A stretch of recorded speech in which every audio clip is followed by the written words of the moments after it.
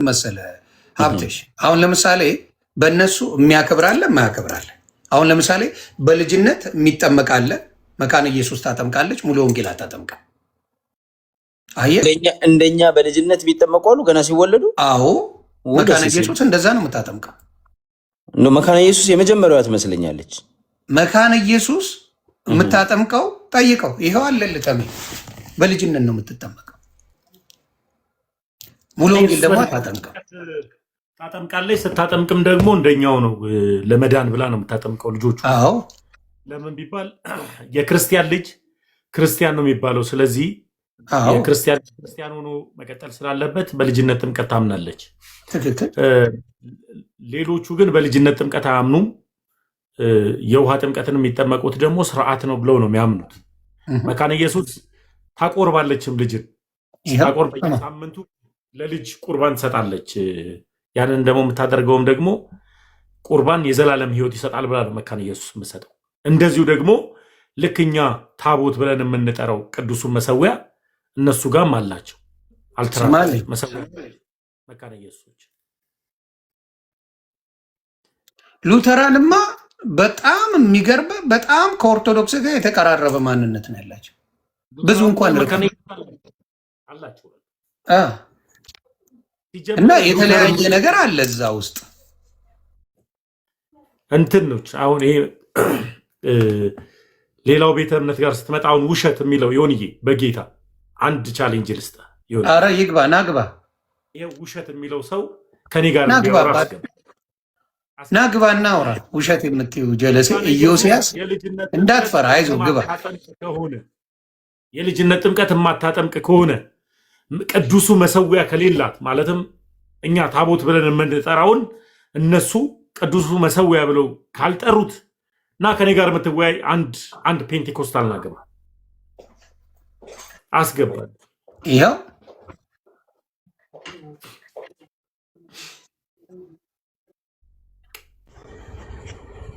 እሺ ዮኒ የድንገት ሳወራ እንትን እንዳይደብር ቸርች ጠይቃለሁ። አዎ እንደ የፈለግከውን ጠይቀው። ይኸው ሊያወራ አይደለ ገባ። ሰላም ብያለሁ። እኔ ባይዜ ሀሳብ ነው ስለ የነበርኩት ዮኒ እኔ አይደለሁም። እኔ ሀሳብ ለመስጠት ነው የገባሁት፣ ሌላ ኮምፓሪዥን እንዳለ ለማሳወቅ። የምን ማለት ኦርቶዶክስ ነህ ብራዘር? አይ እኔ እነሱ ኦኬ ኦርቶዶክስ ነኝ። ተባረክልኝ። አይ ሌሎችን ነው የፕሮቴስታንት ወንድሞቼ የለም ካላችሁ ኑና ግቡ ያለው ውሸት ከሆነ ኢየሱስና ሉተራውያን ህፃናትን አያጠምቁ የምትል ከሆነ ኑ ግቡ። ለምሳሌ ሙሉ ወንጌል ህፃናትን ለጌታ አሳልፋ ትሰጣለች። ህፃናትን ለጌታ አሳልፋ ትሰጣለች ማለት የቤተ ክርስቲያን መሪው ፓስተሩ እጅ ጭኖ ይጸልይላታል። እዚህ ጋር ሚዲያ ላይ የህፃናትን አገልግሎትን ወይም ህፃናቶች ድኗል አልዳኑም የሚለውን ነገር ትከራከሩበታላችሁ። ሙሉ ወንጌል ሙሉ ወንጌል ህፃናትን አሳልፈው ለጌታ ይሰጣል። ስለዚህ ለህፃን እኮ ቴክኒካሊ ከጠየቀኝ ተሙሻ እኔ ለልጄ ያቅለታለሁ እንጂ ልጄ ለእኔ አያውቅም። እኔ ነኝ ክርስትናን ከተቀበልኩ ልጄን የማጠምቀው። እንደው ቴክኒካሊ ከሄድክ ራሱ ማለት ነው ከሄድክ ገባ ልጄን የማሳድገው እኔ በክርስትና መቀርጸው እኔ ምንም ማድረግለት እኔ ልጄ ነው እንዴ ለእኔ የሚነግረኝ? እኔ መስኝ መጽሐፉ ምን ይል መሰለ ዮኒዬ፣ ልጅህን በሚሄድበት መንገድ ምራው፣ በሸመገለም ጊዜ ፈቀቅ አይልም ይላል። ስለዚህ ልጅህን የምትመራው አንተ ነህ። አዎ ልጅህን ልትመራው የምትችለው አንተ ነህ። እና ልጆች አሁን ለምሳሌ ያክል አንተ ፕሮቴስታንት ነህ ማለትም ፕሮቴስታንት ክርስቲያን ነኝ ብለህ ነው የምታምነው። የአንተ ልጅ ማን ተብሎ ነው የሚጠራው ብለህ ክርስቲያን ነው ብለህ ነው አልመጠረው። ለምሳሌ የክርስቲያን ልጅ ምንድን ነው? ክርስቲያን ነው በቃ። ስለዚህ የህፃናት ጥምቀት እንደዚህ ነው። እኛም ቤተሰቦቻችን ወይም ደግሞ የክርስቲያን ልጅ ሄዶ ልጁን የሚያስጠምቀው ልጁ ክርስቲያን እንዲሆንና ቤተሰብ አምኖ ልጁ እንዲድንለት ነው። በቃ አዎ ምን እንዲሆን ነው የሚቆየው? እኔ ያልገባኝ አንዳንድ ያሁን የምጠይቀው ምንድን ነው ምን እንዲሆን ነው? ቆይ ከሌላ እምነት ለሚመጣ ድህነት ትምህርት ተምሮ እንዲጠመቅ ይደረጋል። በዛ ውስጥ በክርስትና ውስጥ ያለውት ግን ክርስቲያንነቱን ተጠምቆ እንትን ማለቱ ችግር እንዴት ሊያመጣ ይችላል? በጣም ነው የሚቃወመው። ከልጅነትም ሲሆን ደሙ ነው የሚፈላው። ከልጅነትም ሲሆን የጌታ መንፈስ አሁን ይሄ ልጅ እኮ ሲጠመቅ የጌታ መንፈስ ቅዱስ ይቀርበዋል፣ በሰላም ያድጋል፣ በጤንነት ያድጋል ብለህም የሃይማኖታዊ ሳቤ መንፈሳዊ ሳቤ ይኖራል። ገባ? እንደገና ፋውንዴሽንም ነው። ልጅህን መሰረት እያስጣልከው ነው ከልጅነት ጀምሮ ማለት ነው። ግን አንዱ ከኮመንት ምን ይላል? መሰዊያውን እንደናንተ ተሸክሞ አይዞሩም ይላል። አየህ፣ አዲስ አካውንት ያላቸው ሰዎችን ተዋቸው። ዮኒ አንተ ኦርቶዶክስ ቤት እያለ የክርስትና እናትና አባት ነበር አይደል? አዎ። ልክ መካነ ኢየሱሶችም ሉተራውያኖችም የክርስትና አባትና እናት አላቸው። ምን ይል መሰለህ? አይ ከና አባባሉ ላምጣልህ። ሁለተኛ ጢሞቴዎስ 3:15 ላምጣልህ። ለሌሎቻችሁም ያዙት። አሁን ስለ ጥምቀት ለሚያወሯችሁ ሰዎች ሁለተኛ ጢሞቴዎስ 3:15ን አንብቡላቸው። እዚህ ጋር ላምጣና ላንብበው። ተባረኩ። እና ባዶ የሚከት ነገር ነው። ምን ይል መሰላችሁ? 3:15 ሁለተኛ ጢሞቴዎስ ከሕፃንነትም ጀምረ ክርስቶስ ኢየሱስን በማመን መዳን የሚገኝበትን ጥበብ ሊሰጡ የሚችሉትን ቅዱሳን መጽሐፍትን አውቀሃል ይላል። ከሕፃንነት ጀምረ ጳውሎስ ነው ለጢሞቴዎስ የሚነግረው። ለመንፈሳዊ ልጁ ለጢሞቴዎስ ጳውሎስ ነው እየነገረ ያለው። ከዛ በኋላ ያለውን ራሱ ክትል እየመከረ እየገሰጸ እንዲዘልፍም ይመክረዋል። ጳውሎስ ደግሞ ምን ይላል እዚህ ጋር? የእግዚአብሔርንም ሰው ፍጹምና ለበጎ ስራ ሁሉ የተዘጋጀ ይሆን ዘንድ የእግዚአብሔርን መንፈስ ያለበትን መጽሐፍ ሁሉ ለትምህርትና ለተግዛት ልብንም ለማቅናት በጽድቅም ላለው ምክር ደግሞ ይጠቅማል ይላል። ስለዚህ ከሕፃንነት ጀምረ ክርስቶስ ኢየሱስን በማመን ይላል። ከሕፃንነት። ስለዚህ የቆርኔሌዎስ ቤተሰብ ተጠምቋል እኮ። ቆርኔሌዎስ ቤተሰቦች ከተጠመቁ ቤተሰብ ሲባል አንተ ልጅ አለ፣ ትክክል፣ ሚስት አለ። ስለዚህ ቤተሰብ ተብሎ በእስራኤል ሕግ የሚታወቀው እንዴት መሰለ? እናት አባት ልጅ ነው። ከዛ በኋላ ደግሞ ማንም የለም። ስለዚህ ቤተሰቡን አብሮ ካስጠመቀ ሕፃናቶችም አሉበት። ይህንን ደግሞ ኤርሚያስን በተደጋጋሚ ይናገረው ነበረ። በቆርኔሌዎስ ቤተሰብ ከሆነ በቆርኔሌዎስ ቤተሰብ ከሆነ የሕፃናት ጥምቀት ልክ ነው። ግን ደግሞ ሌላው ማን ተጠመቀ ነው የሚለው። አሁን ሌላውን ደግሞ እኔ ልጠይቀው። ሕፃናት መንግስተ ሰማያት እንደነሱ ላሉ ለአንተና ሕፃናትን አትከልክሏቸው ወደ እኔ ይምጡ ይላል። ምን ማለት ነው? ያ ሲተረጉም እስቲ እሱ በሚፈልገው ይተርጉም። ምን ማለት ነው? ክርስትና ጥምቀቱ ጥምቀት ግን ሕፃናቶች ደግሞ ሎጂክሊ ሕፃን በራሱ አይሄድም። ሕፃን እረኛ ያስፈልገዋል፣ ጋይደንስ አለው። ጋይደንሱ ደግሞ አባትና እናቱ ነው። አባትና እናቱን ሃይማኖት፣ ባህል፣ ካልቸር፣ ኖርም እየያዘ ነው የሚያድገው። በልጅነቱ ቸርች ይዘው ስትሄድ ያንን ሁሉ ሎጂካልም ነው። መጽሐፍ ቅዱሱን ተሆና እንደ ገባ። እነዚህ ሰዎች አይምሯቸውን አይጠቀሙም። ትልቁ ችግር ይሄ ነው። አይምሯቸውን ፉሊ በጥላቻ የመጡ ናቸው አብዛኛዎቹ። ችግሩ እኮ አሁን ለምሳሌ መካነ ኢየሱስ ደስ የምትል በጣም የተቀራረበ ነገር አላት። ብዙ የሚርቅ ነገር የላትም። ገባ? በሕፃናት ጥምቀት ላይ በአስተምሮ ላይ በብዛ አሁን ለምሳሌ የዳዊት ልጅ ማረኝ ብሎ ባለፈው ኤፍ ወንድሜን ጠይቀዋለሁ። በጣም ወደው ማከብረው ነው ኤፍሬምን። የዳዊት ልጅ ማረኝ ብሎ አይነ ስውሩ ኢየሱስ ክርስቶስ ነው መርጠለሚዎስን ማለት ነው። እንግዲህ ዳዊት ሞተዋል፣ ገብተዋል። ዳዊት ሞተዋል በስጋ በነፍስ ግን አለ። ለምን የዳዊት ልጅ ማረኝ አለው? እንዲሁም የሆነች ሴት ልጇ ታሞባት ጠየቀችው። የዳዊት ልጅ እባክህ ማረኝ እያለች አለች። የዳዊት ልጅ ማረኝ ማለት ከተቻለ የማርያም ልጅ ማረኝ ማለቱ ችግሩ ምንድን ነው ነው የኔ ጥያቄ። ገባ? እሱ ነው እነሱ ስለ እሱን ምን አለ? አይ እሱማ ችግር የለውም አለኝ ወንድሜ፣ ቪዲዮም ስላለ ማለት ነው። ግን የዳዊት ልጅ ማረኝ ሲል ዳዊት ከሞተ ቆይቷል እኮ። አዎ መሐሪው ክርስቶስ ነው። ገባ? ኤግዛክትሊ። ግን እኛ ግን በቅዱሳን ስንጠይቅ አንተም ከዚህ በፊት ተከራክረናል። በቅዱሳን ስም ስንጠይቅ በህይወት ካሉ ነው ይላል።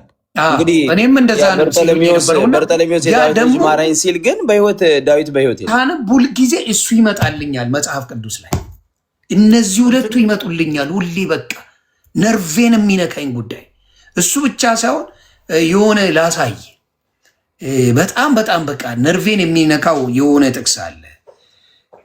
ሐዋርያ እንትኖች እንደሚፈርዱ እሱ ብዙ ታሪክ አለው ብለው የተነተኑልኝ ነገር አለ። አንድ ላምጣለ ካልተሳሳትኩኝ። በጣም በጣም በጣም የማቴዎስ ወንጌል ላይ ነው። ማቴዎስ 19 ላይ በጣም የሚያስደነግጥ ነገር አለና ጠይቄ አብዛኛዎቹ አይመልሱልኝም። ማቴዎስ 19ን ወደ ታች ትወርድና ወደ ምን አለ መሰለ ምን አለ ማቴዎስ 19 27ን ከ26 ጀምሮ ከ25 ጀምሮ እናንበው። ስሙኝ፣ ሁልጊዜ የሚመጣልኝ ነው። በየጊዜው ጭንቅላቴን የሚረብሸኝ ነገር ይሄ ነው። ምን ይል መሰለ፣ ደቀ መዛሙርቱን ሰብተው እጅግ ተገረሙና እንኪያስ ማን ሊድን ይችላል አሉ። ሁሉም በቃ ኃጢአተኛ ናቸው። ከዛ በኋላ ኢየሱስም እነርሱን ተመልክቶ ይላል፣ ይህ በሰው ዘንድ አይቻልም፣ በእግዚአብሔር ዘንድ ግን ሁሉን ይቻላል አላቸው። በእግዚአብሔር ዘንድ ነው የሚቻለው፣ በሰው ዘንድ በቃ ምንም የሚቻል ነገር የለምና በዚያን ጊዜ ጴጥሮስ መልሶ እነሆ እኛ ሁሉን ትተን ተከተልን አለው።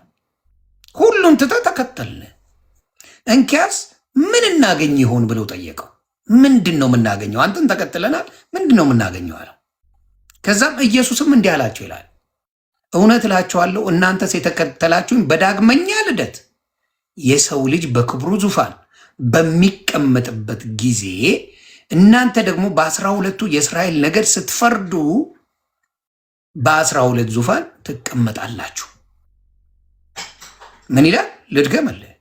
ኢየሱስም እንዲህ አላቸው፣ እውነት እላችኋለሁ እናንተስ የተከተላችሁኝ በዳግመኛ ልደት የሰው ልጅ በክብሩ ዙፋን በሚቀመጥበት ጊዜ እናንተ ደግሞ በ12ቱ የእስራኤል ነገድ ስትፈርዱ በ12 ዙፋን ትቀመጣላችሁ።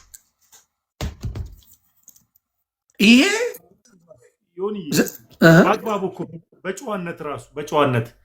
በጨዋነት ራሱ ሰው ከስሜት ወጥቶ በጨዋነት እንትኑ ምንድን ነበር? ይቅርታ ምንድን ነበር አሁን ያነበብከው? ጥቅሱን ይፈልገዋል። የማቴዎስ ወንጌል ኤርሚያስ ቤት ሄዶ ሊከራከርበት ይሆን ተው እኔ ለኤርሚያስማ 199 ምዕራፍ 190 ጥቅስ ይዤለታለሁ እምቢ አለኝ እንጂ ያ ከ25 ጀምሮ ብታነበው በቃ በዙፋኑ በተቀመጠ ጊዜ ነው ማለት ኢየሱስ ክርስቶስ በዙፋኑ በተቀመጠ ጊዜ እነዚህ በ12ቱ ነገዶች ላይ ይፈርዳሉ ይላል። ሐዋርያቶቹ ማለት ነው። ምን ማለት ነው? በቅዱሳን ራሱ እንደዚህ ቅዱሳንን ማክበር ወይም ደግሞ መዘከር የሚለውን ሀሳብ ራሱ ለማምጣት ብዙ አይነት ጥቅሶች አሉ። አንዱን ልስጥ። ዕብራውያን 13:7 ነው። ዕብራውያን እንደዛ ይላል። የማውቀው ጥቅስ ነው። በስሙ ሌሎቹ እንዲያውቁት ነው። ዕብራውያንን አንብቡ። ሌሎቻችሁ ሲከራከሯችሁ ዕብራውያን 13 ለቅዱሳን ራሱ የሚለው ነገር ካለ በቅዱሳን ስም ይችን እንኳን ባለፈው ነገር ያለው የተከራከርን ጊዜ አይ ዘግበውሽ ነው። ሌላም እሰጥሃለሁ፣ ወደ 6 ወደ 7 ጥቅስ እሰጥሃለሁ። ስለዚህ እዚህ ጋር ላንብብላቸው ለሌሎቹ እንዲሆን 13 ስንት ላይ ነው? 7 ላይ ምን ይል መሰላችሁ? ዕብራውያን 13:7 ወገኖች ስሙ፣ የእግዚአብሔርን ቃል የተናገሯችሁን ዋኖቻችሁን አስቡ፣ የኑሯቸውን ፍሬ እየተመለከታችሁ በእምነታችሁ ምሰሏቸው ይላል። ስለዚህ ይሄ ንግግር ምን ማለት ነው? አባት አለ፣ ዋና መስራች አለ፣ ትክክል። ሐዋርያቶች አሉ፣ ትክክል። ነቢያቶች አሉ፣ ቅዱሳኖች አሉ ማለት ነው። እስኪ ማርቆስ 10 28 29 እናውጣል። ማርቆስ ላይ ማርቆስ ወንጌል 10 28 29 ጴጥሮስም እነሆ እኛ ሁሉን ትተን ተከተልን ይለው ጀመር። ኢየሱስም መልሶ እንዲህ አለ፣ እውነት እውነት እላችኋለሁ ስለ እኔና ስለ ወንጌል ቤትን ወይም ወንድሞችን ወይም እህቶችን ወይም አባትን ወይም እናትን ወይም ሚስትን ወይም ልጆችን ወይም እርሻን የተወ አሁን በዚህ ዘመን ከስደት ጋር ቤቶችን ወንድሞችንና እህቶችንም ልጆችንም እርሻንም መቶ እጥፍ በሚመጣውም ዓለም የዘላለም ሕይወት የማይቀበል የለም። ዋው! እሺ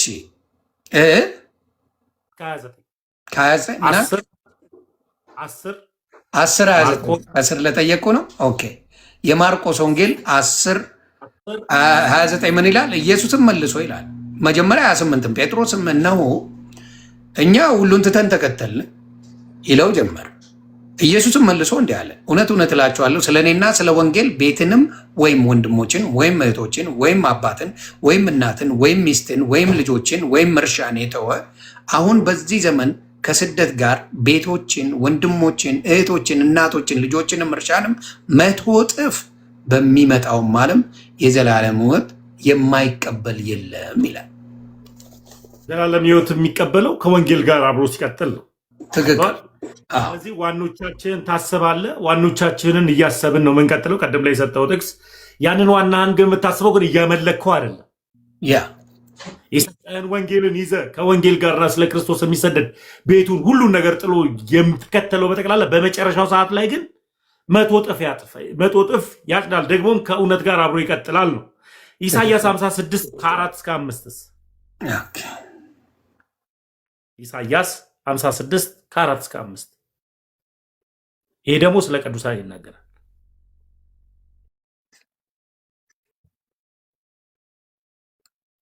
ኦኬ።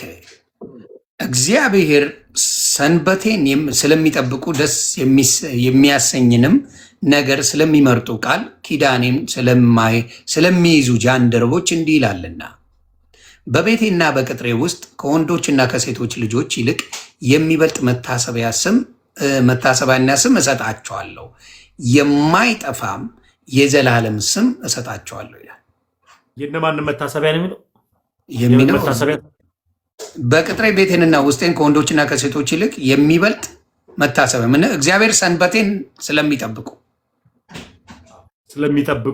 ስለሚጠብቁ ደስ የሚያሰኝም ነገር ስለሚመርጡ ቃል ኪዳኔንም ስለሚይዙ ጃንደረቦች እንዲህ ይላለን።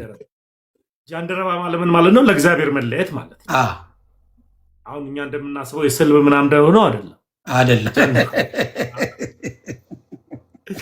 ጃንደረባ ወደ እንዳይመጣብህ ብዬ ያ ስለ ቅዱሳን ነው። ለእግዚአብሔር ስለተለዩ ቅጥሬን አዘጋጃለሁ ለእነሱ ምን እላለሁ ነው የሚል። በጣም የሚገርም ነው። መታሰቢያነቱ የሚገርም ነው። ስለዚህ መታሰቢያ የምናደርገው በቅዱሳን ስም ለእግዚአብሔር ስለተለዩ ለቅዱሳን ስም መታሰቢያ የምታደርገው መጽሐፍ ቅዱሳዊ ነው። እነሱን ግን ማምለክ አይደለም፣ በእነሱ የሰራውን እግዚአብሔርን ማክበር ነው እና ደግሞ ማምለክ ነው። እነሱን ምክንያት ነው የምታደርገው። ለምሳሌ ያክል ዛሬ የእናታችን የቅድስት ድንግል ማርያም ዓመታዊ ክብረ በዓሏ ነው ብላ ቤተክርስቲያን ብትሰጥ የምትነግስ ማርያም የለችም። ንጉሱን ነው የምታነግሰው፣ የምታከብራት ማርያም እንጂ በምክንያት እናቱን ታከብራታለህ። ያለ ምክንያትም በምክንያትም ደግሞ ክርስቶስ ኢየሱስን ታነግሰዋለህ። በቃ አለቅ። ይሄ ነው። ማርያም ነገሰች አይባልም። የሚነግሰው እግዚአብሔር ነው። የንጉሳን ሁሉ ንጉስ፣ የኃያላን ሁሉ ኃያል፣ የጌቶች ሁሉ ጌታ እሱ ነው። ስለዚህ በምክንያት ነው የምታከብረው ቅዱሳኖችን። ለምን ቢባል ያከበሩኝን አከብራለሁ ይላል አይደል? ደግሞ እንደዚሁ ደግሞ ክብር ለሚገባውም ክብር ስጥ ይላል አይደል? ምናከብረውን እናከብራለን። አረ መዝሙር ማለት አምላክን ኢየሱስ ክርስቶስን ደግሞ እናመልካለን፣ እንገዛለታለን። ታቦት ደግሞ ይወጣል። በዛ ቀን ታቦቱ ሲወጣ በማርያም ዓመታዊ ክብረ በዓል ታቦት ሲወጣ የማርያም ታቦት ተብሎ የተቀረጸ አይደለም የሚወጣው። በማርያም ቀንም ሆነ በማርያም ቤተክርስቲያን ውስጥ የክርስቶስ ኢየሱስ ስጋና ደም መፈተቻ ማቅረቢያው እሱ ነው የሚወጣው። የምንሰጠው ስጋና ደሙን ለመፈተቻ ወይም ደግሞ መስዋዕት ለሚያደርገው ጉልበት ሁሉ ለክርስቶስ ኢየሱስ ይንበረከካል ስለሚል ለሱ ነው የምንበረከከው። ተንበርክከን የምንሰግደው ለሱ እንጂ ማርያምን ለማምለክ አይደለም የምንሄደው ነው። ያ ነው ሐሳቡ። ትልቁ ግን እኔ ያየሁት በጌታ ኢየሱስ ምስክሬ ትልቁ ጥላቻ የማርያም ጥላቻ አለ። አይቼዋል።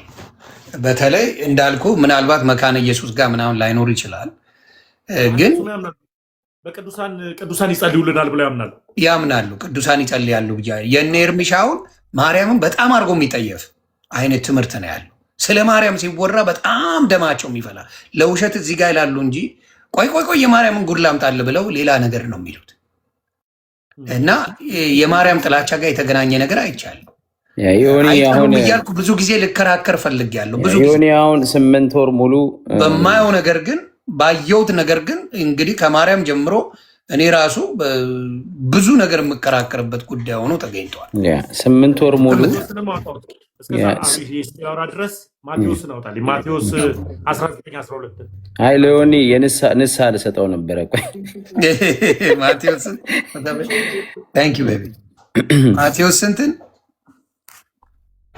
12 ነው ያልከኝ? ማቴዎስ 19:12 እኔ ያነበብኩት ነበረ ግን 12ን አላነበብኩትም። አይ እዚህ ላይ አላነበብኩላችሁም ለማለት ነው። ማቴዎስ 19:12 ምን ይላል? በእናት ማፀን ጃንደረቦች ሆነው የተወለዱ አሉ፣ ሰውም የሰለባቸው ጃንደረቦች አሉ። ስለ መንግሥተ ሰማያትም ራሳቸውን የሰለቡ ጃንደረቦች አሉ። ሊቀበለው የሚችል ይቀበለው አላቸው። ስለዚህ ለእግዚአብሔር ራሳቸውን አሳልፎ የሰጡ ከእናት ማፀን ጀምሮ የተመረጡ እነሱን መቀበል ያለብህን ትቀበላለህ፣ ቅዱሳን ናቸው ብለህ እንጂ እነሱን ተቀብለ ካልተቀበልክ ዋልህ ምናምን አለ። ግን እነሱን ግን ምን ማድረግ አለብህ? ትቀበላለህ። ለእግዚአብሔር የተለዩ ከእግዚአብሔር ጋር አብረን ንብረት እናደርጋለን ያሉ እነዛ ለእግዚአብሔር የተለዩ ቅዱሳን አሉ።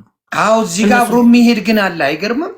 ከዛ ቀጥዬ ሳነበው በዚያን ጊዜ እጁን እንዲጭንባቸው እንዲጸልይ ሕፃናትን ወደ እርሱ አመጡ፣ ደቀ መዛሙርቱም ገሰጿቸው። ከዛ ምን አለ? ነገር ግን ኢየሱስ አለ አየስ እናውራ ስለ ሕፃናት መንፈስ ቅዱስ እንዴት አድርጎ መጽሐፍ ቅዱስ እንደሚያመጣ ምን አለ? በዚያን ጊዜ እጁን እንዲጭንባቸው እንዲጸልይ ሕፃናት ወደ እርሱ አመጡ፣ ደቀ መዛሙርቱም ገሰጿቸው።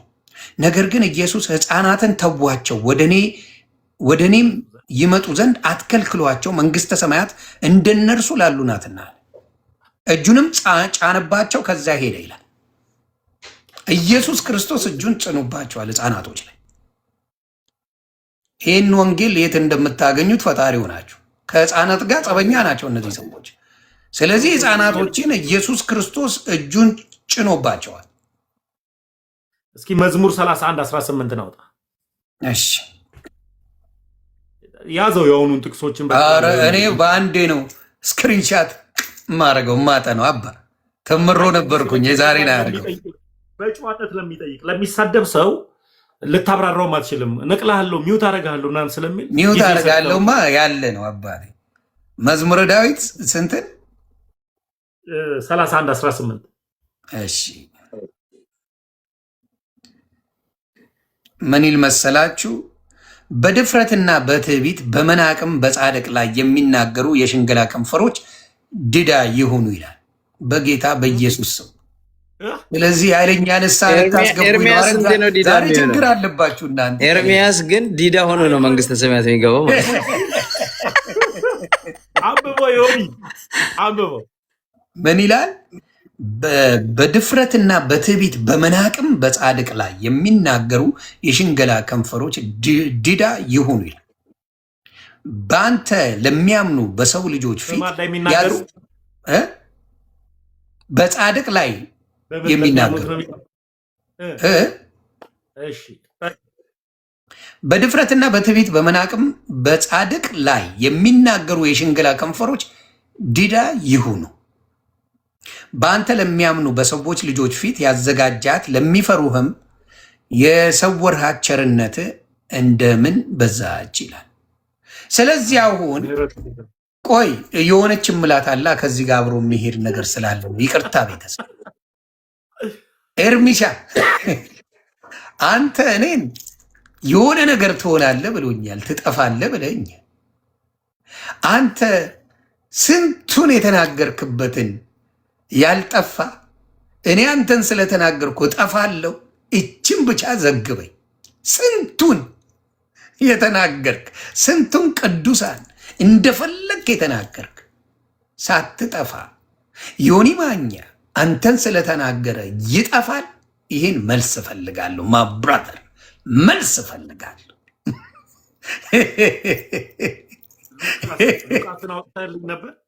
ሉቃስ አላወጣው። ሉቃስ ከ18 ጀምሮ 18 ከ28 እስከ 30 ኦኬ። ሉቃስ 18 ከ28 እስከ 30 ያለው እሺ። 18 ከ28 እስከ 30 ምን ይላል? ጴጥሮስም እነሆ ሁሉን ይሄንማ አነበብ ነው፣ ሉቃስን አላነበብ ነው። ያ እነሆ ይላል። ሉቃስ 18ን አላነበብኩም፣ ከማቴዎስ ጋር ተመሳሰለብኝ። ለዛ ነው ማቴዎስ 19 ጋር ስለተመሳሰለብኝ ነው። ጴጥሮስም እነሆ እኛ ሁሉን ትተን ተከተልን አለ። እርሱም እውነት እውነት እላችኋለሁ ስለ እግዚአብሔር መንግሥት ቤቴን ወይም ወላጆችን ወይም ወንድሞችን ወይም ሚስትን ወይም ልጆችን የተወ በዚህ ዘመን ብዙ እጥፍ በሚመጣውም ዓለም የዘላለምን ሕይወት የማይቀበል ማንም የለም አላቸው። ስለ ክርስቶስ ብሎ የተዋጡ ቅዱሳኖች በሙሉ በረከታቸውን ይቀበላሉ።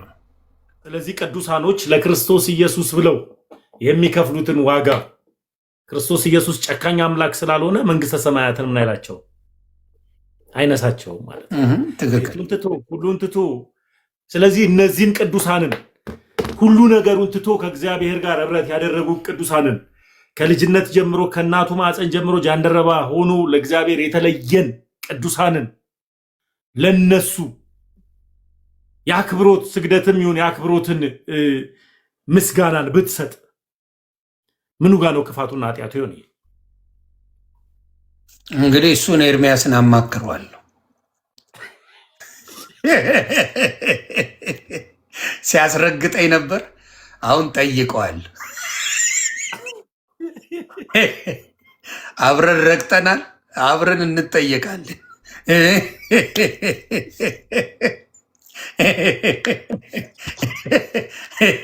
ረጋጭ ነበርን አብረን።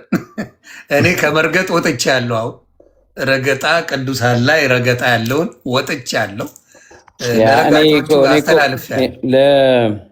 ከእንትን ለወጣህበት ዮኒ ከረገጣ ወጥተህ ንስሐ ለገባህበትና የኦርቶዶክስ ልጆችን ስተቴን አምኛለሁ፣ ጥላቻ ያስተማረኝ ኤርሚያስ ነው እና እነሱን ይመስሉ የተሳሳተ ትምህርት የሚያስተምሩ ናቸው ብላል ዮኒዬ። ይሄ መልካም ነገር ነው። አሁንም በጌታ ነህ፣ በጌታ እኛም በጌታ ነን። ሆነስሊ በጌታ ነህ ምናምን ሲባል የተለየ ይመስላል። እኛም ክርስቶስን ነው የምንከተለው፣ ጌታን ነው የምንከተለው። ሌላ ያስመስሉታል እንጂ አሁን ቃላት እኮ ነው። አንዳንዴ ቃላት ያከብዱታል። በቃ እኛ በጌታ ነን ይላል። ይሰነጥቁታል የራሳቸው ብቻ ሲሆን እኛ በምንድን ነን ካደ እነሱ በጌታ እኛም በጌታ ነን። እና ዮኒ ከዚህ በፊት እናትና ልጁ ትላል። እናትና ልጁ ስትል ሪፈር የሚያደርገው ምናልባት እናትና ልጅ ሁለቱም እኩል ናቸው የሚል ይሆናል። ገብቷል። አንዳንዴ ትርጉሙ እንደዛ ሊሆን ይችላል። ይልቅስ እንደዛ ከምትል ለኦርቶዶክስ ፍቅር ለማሳየት የድንግል ማርያም ልጅ ትላል። የድንግል ማርያም ልጅ ሁሌም ነው። የድንግል ማርያም ልጅ በቃ ስትጀምር መሰል አሁን ከዛሬ ጀምሮ የድንግል ማርያም ልጅ ኢየሱስ ክርስቶስ የተባረከ ይሁን ትላል። የድንግል ማርያም ልጅ ኢየሱስ ክርስቶስ የተባረከ ደብሮኝ ያውቃል በደንብ። በቃ በዚህ ይሄ ብራንድ ይሆናል ከዛሬ ጀምሮ የዮኒ ብራንድ እንደ ድሮ እንደ ድንግል እናትና ልጁ የድንግል ማርያም ልጅ ኢየሱስ ክርስቶስ የተባረከ ይሁን እያልክ ትጀምርላቸዋል። እቺ ነገር ሊያስለቅሳቸው ነው። ይሄ ደምንባ ነው የሚያስለቅሳቸው። ትረሱኝ ድንግል ማርያምን ብቻ ጥራ። ከዛ አስወረጋ በቃ ሲያለቅሱ ነው የሚሉት። ይሄው የድንግል ማርያም ልጅ አለ ጀመረ እያሉ ሲያለቅሱ ነው የሚሉት። እና አስለቅስ ነው የምትለኝ። ይቺን አዲስ ብራንድ አድርጋት። በቃ የስምንት ወር ወቀጣ በቃ በዚህ ይካካሳል።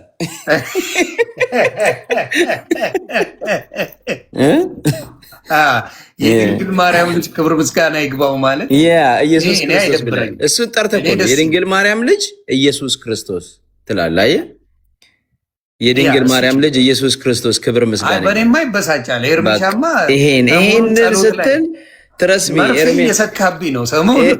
ኤርሚያስ ደም ብዛቱ ስኳሩ ምናምን። በነገራችን ላይ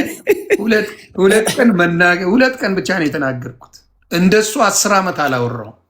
የኔ 2 ቀን 10 ዓመት የሰራውን ስራ አሽመድበጀዋለሁ። 2 ቀን ያልኳት 10 ዓመት አያስፈልግም። ይቺን ጨምርበት፣ ቡና አድርጎ ያጠፋዋል። ለአንተ ያዘ። የ2 ቀን ስራ አፈር ከድሜ ይከተዋል። ገባ? የ2 ቀን እንደ ሌሎቹ አይደለም። የ2 ቀን ስራ። ሌላው ስራው ይጨመር የምትል ከሆነ እነዘ ማርያም ጋር ናግጠም በፈለግከው ርዕስ አንተ በምትፈልገው ርዕስ ላይ ከነዘ ማርያም ጋር ና፣ ከነ ዲያቆን ያሬድ ጋር ናና ተወያይ። ሙሉን የእናንተን ነገር ስለሚያውቁ መተንፈሳችንም። አሁን እኔ ዲኖሚኔሽን የለኝም ከማናችሁ ማለት ነው። እውነቱን ልንገርህ፣ እዚህ ጋር ሌላ ነው፣ እዛ ጋር ሌላ ነው፣ እዚህ ጋር ሌላ ነው። ሚሊዮን ቦታ ስለተከፋፈላችሁ ከእናንተ ጋር አይደለሁም። ከእናንተ ያተረፍኩት ስድብን ምንም ሌላ የጨመርኩት ነገር ይቺ የዮኒ ማኛን መንፈስ ትመልሳለች። እኔ አውቃታለሁ። ይቺ ንግግር የድንግል ማርያም ልጅ ክርስቶስ ኢየሱስ ክርስቶስ የተመሰገነ ይሆን ማለት ኢየሱስ ክርስቶስ ጌታ ኢየሱስ ክርስቶስ የተመሰገነ ይሆን ብለህ ግባ። ድንግልን ብቻ ስሟን ጥራት ነው። አውሩት እኮ ቻሌንጅ ለማድረግ የፈለጋችሁ አሁን ተሙሻ ጥሪ አቅርቧል። የመካነ ኢየሱስ ሕፃናቶችን አታጠምቅም የሚል ካለ፣ ሕፃናቶችን አታቆርብም የሚል ካለ መጥቶ ያውራኝ እያለ ነው። ስለኛ ይጸልያሉ ብሎ ያምናሉ። ሉተራውያን ቅዱሳኖች ስለኛ ይጸልያሉ ብሎ ያምናሉ። ይኸው ሉተራን ቅዱሳን ስለኛ ይጸልያሉ ብሎ ያምናሉ። ኑ አይጸልዩም ካላችሁ ኑ ግቡ። ልዩነቱ ብዙ እንዳለ እኔ 8 ወር ትልቅ ኮርስ ነው፣ ቀላል አይደለም። 8ን አልፍ ያለው በነገራችን ላይ ወደ ዓመት እየተጠጋው ነው። ጌታ ይባረክ። ገባ እና ኑና ብቻን መጮህ እንደ ቁራ ሳይሆን የምታስታውቀው ወንጌሌ ትክክለኛ ነው ካልክ ኤርሚያስ ወንድማችን ከወንድማችን ከዘማርያም ወይም ደግሞ ከወንድማችን ከመዝሙረ ያሬድ ጋር እኔ ቀጠሮ ላሲዘ እኔ ቤት አይደለም አይዞ ቴዲ ቤት ትገባለህ። ቴዲ ተጠየቀ። ምን ተብሎ እንደተጠየቀ ታውቃለህ? እንደው ካቀረብካቸው ከክርስትና ሰዎች መካከል ማን ይመቻል ብሎ ተጠየቀ። ቴዲ ምን እንዳለ ታውቃለህ? ዘማርያምና መዝሙረ ያሬድ ያላቸው ትህትና ክርስትና ማለት ያነዋል። የማረከኝ ንግግራቸው እነሱ ብቻ ናቸው። አረ ሊናዬ እንዳታስጮይብኝ ደግሞ ለገንዘብ ነው እንዳይሉኝ፣ ለገንዘብ ብሎ ነው እንዳይሉኝ። አንበሳ አልወረደም አሳ ነው። አይዟችሁ እስካሁን አንበሳ አይዟችሁ አሳ ነው እንዴ። ቀቅለው ይበሉኛል፣ ለገንዘብ ነው ይሉኛል። አልሳደብም ማለቴ ኦርቶዶክስም አልሳደብም ማለቴ ቀቅለው ይበሉኛል። አልሳደብም። ተሳዳቢ ናችሁ እነ ኤርሚ ሙሉ ግን ዮኒ መሰለህ ወንጌል እኮ ፍቅር ነው አይደል? አንተ ኦርቶዶክስንም አክብረ ፕሮቴስታንት እምነትህንም ብታስቀጥል ሁሉንም አክብረ በሰውኛም እንደው ሃይማኖትን ተወለ ለሰውም ጥሩ ነው። ኦነስትሊ በቃ ኦርቶዶክስም አንተን ያከብራል ይወዳል፣ ሃይማኖቱ ጋር ታደርስም። ጴንጤውንም ደግሞ የእሱን ሀሳብ ትገልጻለህ፣ የእሱን ሃይማኖት ትገልጽለታለህ። ከሁሉም ጋር ትጣላ ሃይማኖት ማለት ያባሉኝ እንጂ እኔ አሁን ከኦርቶዶክስ ጋር ጀለሶች የራሱ እየደበራቸው የኢትዮጵያ የዘር ፖለቲካ አደረጉት እኮ እኛና እነሱ። ጌታን ነው የምልህ። የእኔ ጓደኞች አሁን በጣም ይወዱኛል፣ ማንነቴን ያውቁታል። እስቲል ግን ቅሬታ የላቸው ማለት አይደለም። ለምንድን ነው የምትሳደበው? ፎር ዋት ሪዝን? አያቸው። ያንን ነው በቃ አሁን የተውኩት። ይሄ ደግሞ እነሱን ያበሳጫል። የእነሱን ጉድ የተወሰነውን ስላወጣው ነው። 10 ዓመት ስታወጣ ያልደበረ ስለ ኦርቶዶክስ ብለ እኔ 2 ቀን ባልሞላ 2 ቀንን እቺን ስላሳየው እንዴት ትናደዳለ? ለምሳሌ እቺን ሳያሳየ ለምንድን ነው የምትናደደው? ቆይ አንዴ የ10 ዓመት አይደለም ጨዋታ። እቺን ብዙ ሳልጨምር እቺን ስላወጣው ለምን ትናደዳለ? ይሄ እንግዲህ ቸርች ውስጥ ነው።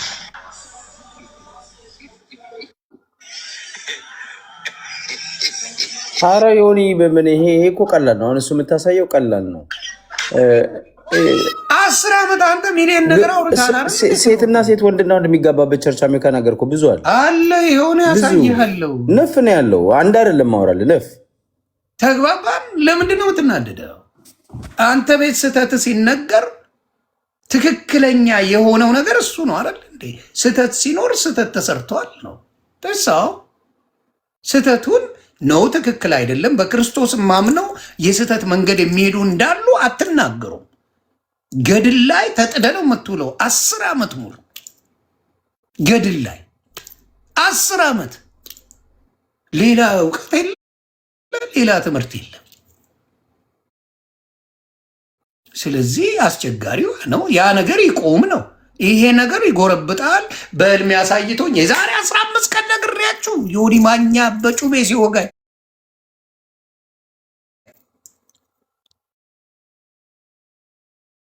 ትላንት መጥቶ በስልክ እኮ ይቅርታ ሲለኝ ነበር። ጌታ ኢየሱስ ምስክር ሲወጋኝ ብቻ እኮ ጌታ ሲያጠፋው አየው እኮ ነው ያለው። ጭራሽ ስጠፋ ገና አንተ እንደምትጠፋው ሁሉ አሳይቶኛል። ሌላ ቢስ ነኝ ዮኒ ሲጠፋ አሳይቶኛል ነው። እኔ በእርሳስ ነው እንዴ ተጻፍኩት? ለእኔ ጌታ የለም። እኔ አበበ ጉልላት አይደለሁም ጀለሴ። እኔ ማኛው ነኝ። መንግስት አላጠፋኝም እንኳን አንተ።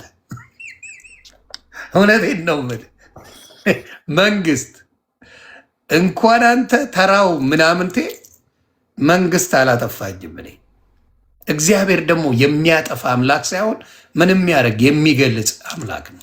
የሚያሳይ በበረከት የሚጎበኝ አምላክ ነው። ጥላቻን እንጂ ጌታን ሰብከው አታውቅም። የሚያኖር አምላክ ነው። የሚያኖር እንጂ ስንቱን አጥፍተህ ጨረስከው። በዚህ አካሄድማ ጥሩ አይደለም። ያ ሌላ አለ የምትለው? ስለዚህ አሁንም አንተ ህልም የሚያሳይ የተመኘውን ነው። ህልም ምን መሰለ? በህልምን ያሳየ በራእይ አይደለም። ህልም እኔ የሆነ ሙቪ አይቼ አክሽን ሙቪ አይቼ ብተኛ ስደባደብ ነው የማድረው። አባቴ እውነቱን ልንገር፣ ጥሩ ነገር መጽሐፍ ቅዱስ አንብቤ ብተኛ ስለ መጽሐፍ ቅዱስ ነው የሚያሳይ። የሆነ ነገር አድርጌ ብተኛ ህልምልም ልንገር። ስለዛ ነው ስለሆነ ፍቅር ሲሰሩ ካየው ሳድር እሱን ነው የሚያሳይ። ስለዚህ ህልምና ራእይ ይለያያል። ራእይ ደግሞ መልካም ነገር ነው የሚያሳየው። የጌታ የሆኑትን በመጽሐፍ ቅዱስ የሚያሳየው ራእይ መልካም ነገርን እንጂ መጥፎን አያሳይ። ምክንያቱም ከመጥፎች ጋር ክርስቶስ አያብርም። እሱን ልንገር፣ አብሮም አያውቅም። ስለዚህ እንደዚህ አይነት መጥፎ አካሄድህን፣ መጥፎ ምኞትን አቁም። ስህተት መንገድ ነው። ስህተትህን አርም። ከአንተ መልካም ነገር አልተማርኩም እያልኩ ነው። ይህን ጠይቅልኛ ከጠየቅም ዮኒ በትልቁ አድርገኝ ልጠይቅ አንዴ። ከጠየቅም ይህን ጠይቅልኝ። ይህ መጽሐፍ የፕሮቴስታንት መጽሐፍ ነው። አዲሱ እሺ፣ የ2000 እና ኢየሱስ ክርስቶስን አእምሮ በሽተኛ ነው ይለዋል መጽሐፉ። አረ በጌታ በኢየሱስ ስም እና ጠይቅልኝ። የት የኢትዮጵያው የታተመ ነው? የእነሱ መጽሐፍ ነው። ኢትዮጵያ የታተመ በጌታ በኢየሱስ በኢየሱስ ስም። እነዚህ ሰዎች እኮ አሁን አንድ የፕሮቴስታንት ትልቁ ችግር ምንድን ነው? ሄዶ እየሰለጠነ በሄደ ቁጥር ፕሮቴስታንት እያደገ በሄደ ቁጥር እዚህ አሜሪካን ያሉ ቸርቾች ምኑ ላይ ነው የሚለው? አሳየን እስቲ። እኔ በትልቁ ላድርግና አንድ ያሳየን። ቆኔ የኔን ላቆመሽ እሱ ያሳየን። እሱና በትልቁ አድርገው ላውጣው መጽሐፍ። እሺ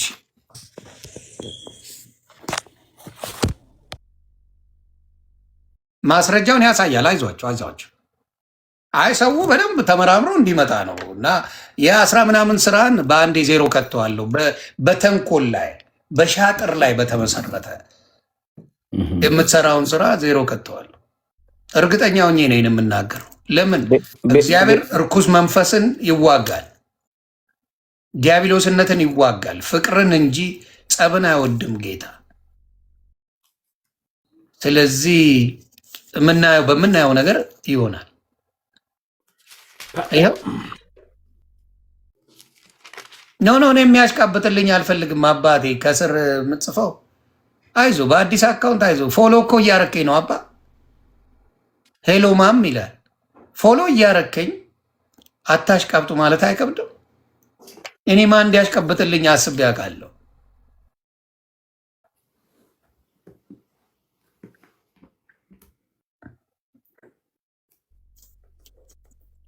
ጴንጤ ከዚህ ምን ታደርጋለህ? ጉድን ስም አዲስ የተጻፈው መጽሐፍ ላይ እስከዛ አንዴ ያንተ ስላለ አውጣው። ያንተ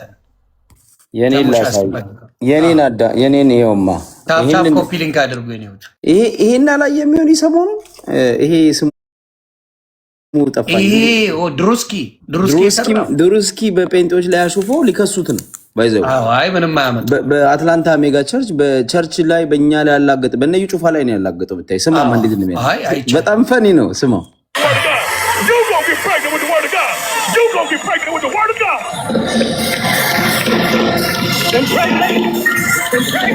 What's up, everybody? It's your boy Nash, and welcome to Coolin TV, bro. This video is probably one of Drewski's funny The word of God. You gonna get pregnant with the word of God. You gonna get pregnant with the word of God. You gonna get pregnant with the word of God. ሰማው ምን ነው you going to pregnant with the word word of God ድሩስኪ የሚባል ኮሜዲያን ሜጋ ድሩሲ ኮሜዲያን በደንብ አድርጎ ኤክስፖዝ ያደረገ ሰው ነው። ሙሉ ቪዲዮ አለ እኔ ጋር ሙሉ ቪዲዮ ማየት እንችላለን። በሙሉ ክፈተው። በጣም ፈኒ ነው። በጣም ፈኒ ነው። ክርስቲያን ዲዮር ያደረገው ክርስቲያን ስለሆንኩ ነው ብሎ ስለ አፍሪካኖች እየተናገረ ምናምን ሞትኩኝ በሳቅ ለአፍሪካ $4 million እና ብሩን ይዞ መጨረሻ ላይ ብሩን ይዞ ሶፋ ላይ ቁጭ ብሎ ምናምናምና ያ ገንዘቡን ቁጭ ያደረገው በእንትን ሁሉ እየወረደ እንደ ልክ እንደ ራፖች ከላይ እንትን ላይ እየወረደ ምናምን እና በጣም ይገርም ነው። አብዷል የሚለውን ያው አግኝቼዋለሁ። እሺ ዮኒ ታሳየናል። እሱን ቆይ ልጁ እሱ ጽሁፉን ያሳየንና ኦኬ ይሄው ከፈለገ አግኝቶታል። እሺ ራስ አስምሬዋለሁ። መጀመሪያ እንትኑን አሳየውና ፔጅ እንትኑን መጽሐፍ ቅዱሱን አሳይ። ፊት ያለው አላችሁ አይደል? ሁላችሁም ሉቃስ ወንጌል ምዕራፍ ገጽ 1547 ላይ ያው መጨረሻ ላይ መተንተኛው ላይ ከነጥቅሱ አስቀምጦላችኋል። እሺ ማርቆስ ወንጌል 3:21 ላይ የተገለጠውን እሺ ይህንኑን ላንብበላችሁ። ማርቆስ ወንጌል 3:21 ላይ ማንበብ ይመለከታል ይላል። ማንበብ ትችላላችሁ። ወደ ኢየሱስ የመጡትን ዓላማው በማርቆስ ወንጌል 3:21 31 32 ላይ ሁኔታውን ነፃ 21 32 ላይ ተገልጿል። ይኸውም አብዷል በማለት ካለበት አስቸጋሪ ሁኔታ ነፃ እንደሆነ ፈልገው ሳይሆን አይቀርም። ወንድሞቹም ይህን በተመለከተ በጥንቷ ቤተክርስቲያን የነበረውን ምሁራን ለዩ ይላል። ኢየሱስን ነው አብዷል የሚለው ይሄ መጽሐፍ። ምን የሚል መጽሐፍ ነው? መጽሐፍ ቅዱሳቸው ኢየሱስ ስለመሆኑ እንዴት እናውቃለን? እዛ ላይ እንደዛ የሚለው ግባ ማርቆስ ወንጌል 3:21 ላይ ቆይ፣ በትልቁ አድርገህ አንድ ጊዜ ያው በትልቁ ነው በትልቁ ነኝ እኔ ጋር እኮ ለምዶ በትንሹ ሆንኩት። በትልቁ ነው ያለው። እሺ አታየው? ማርቆስ ግባና ይኸው ወንድምዬው። እሺ ማርቆስን እኔ ገብቼ ሊየው። እሺ ማርቆስ 3:21 ላይ 3:21 ነው ያልከኝ? 3:21 የኢየሱስ እናት ወንድሞቹ መጡ። እነሱም ይላል ምን ይላል? እነርሱም ወደ እርሱ ጠርቶ በምሳሌ አላቸው። እነርሱንም ወደ እርሱ ጠርቶ በምሳሌ አላቸው፣ ሰይጣንን ሊያወጣው እንዴት ይችላል? መንግስትም እርስ በርሷ ከተለያየች ያቺ መንግስት ልትቆም አትችልም። ቤትም እርስ በርሱ ከተለያየ ያ ቤት ሊቆም አይችልም። ሰይጣን ራሱ ተቃውሞ ከተለያየ መጨረሻ ይሆንበታል እንጂ ሊቆም አይችልም። ነገር ግን አስቀድሞ ኃይለኛውን ሳያስር ወደ ኃይለኛው ቤት ገብቶ ዕቃውን ሊበዘብዝ የሚችል የለም። ከዚያ ወዲያ ቤቱን ይበዘብዛል። እውነት እላችኋለሁ ለሰው ልጆች ኃጢአት ሁሉ የሚሳደቡትንም ስድብ ሁሉ ይሰርይላቸዋል። በመንፈስ ቅዱስ ላይ የሚሳደብ ሁሉ ግን የዘላለም ኃጢአት ዕዳ ይሆንበታል እንጂ ለዘላለም አይሰረይለትም። ይሄን ስላደረገ ነው ዮኒዬ፣ ይሄን ስላደረገ ነው አእምሮ በሽተኛ ነው አብዷል የሚሉት ኢየሱስን። በጌታ በኢየሱስ ይሄ መጽሐፍ ይሄው እዚህ ጋር ምን ይላል? እርኩስ መንፈስ አለበት ይሉና ይላል። ይሄ መጽሐፍ ቅዱስ አዲሱ መደበኛ ትርጉም ይላል። ኦኬ እርኩስ መንፈስ አለበት ይሉ ነበርና ይላል። እናትና ወንድሞቹም ወንድሞቹ መጡ፣ በውጭም ቆመው ወደ እርሱ ልከው አስጠሩት። ብዙ ሰዎች በዙሪያቸው ተቀምጠው ነበሩና እነሆ እናት ወንድሞችም በውጭ ቆመው ይፈልጓል አሉት። መልሶም እናቴ ማናት? ወንድሞቼ እነማን ናቸው አላቸው። በዙሪያው ተቀምጠው ወደ ነበሩትም ተመለከተና እነሆ እናቴ ወንድሞቼም የእግዚአብሔር ፈቃድ የሚያደርግ ሁሉ እርሱ ወንድሜም እህቴም ነው፣ ወንድሜም ነው እህቴም ነው እናቴም ነው አለ ይላል። በነገራችን ላይ ይሄ ኢየሱስን አብዷል ይሉታል ሲፈቱት። ይሄ ሊቃውንት የፕሮቴስታንት ሊቃውንቶች የጻፉት መጽሐፍ ቅዱስ ነው። የመጽሐፍ ቅዱስ የፕሮቴስታንት መጽሐፍ ነው። ስለዚህ የእነሱ ሊቃውንቶች ይኸው በአግባቡ ሲያስቀምጠው አብዷል ብሎ ነው እንትን ብዬልሃለሁ። አብዷል በማለት ካለበት ነፃ እና አብዷል ይሉታል። በነገራችን ላይ ልደት ልኮልሃል እንዴ? ልደት ሲሉ አየሁ። አይ አላየሁትም። ይኸው አበባ እየሰጠ መሰለኝ ልኮልሃል መሰለኝ። አዎ አይቼዋለሁ። ልደትዬ በጣም የምወደው ወንድሜ ነው። የሆነ ወዳጆች ናችሁ። ከኔ ጋር ተጎራብጠን ነበር። ትንሽ ተላልሳቸዋል። ልሰከዋል እንዴ? በስሱማ ግዴታ ነው። የኤርሚ አባል ከሆንክ ትልሳለህ። እንዴት ነው ዮኒ? ሰላም ነው? እንዴት ናቸው? ሰላም ብያለሁ። እንዴት ነህ? ዮኒ ብራዘር? ብዙ አይደለም ብዙ አይደለም ያለ ነው። ቀጥሉ። አንዳንድ ወንጌሎች እኮ እየነገረኝ እዚህ መጽሐፉ ላይ አዲሱ ትርጉም ላይ ኢየሱስን አብዷል የሚለው ምን እሱ ብቻ አይደለም እኮ ዮኒ። ይህንኛውን ቆይ መጀመሪያ ስለ መጽሐፉ እንድንገረው። ይህ ማለት መጽሐፍ ቅዱሱ በኤንአይቪ የተዘጋጀው ምንድን ነው?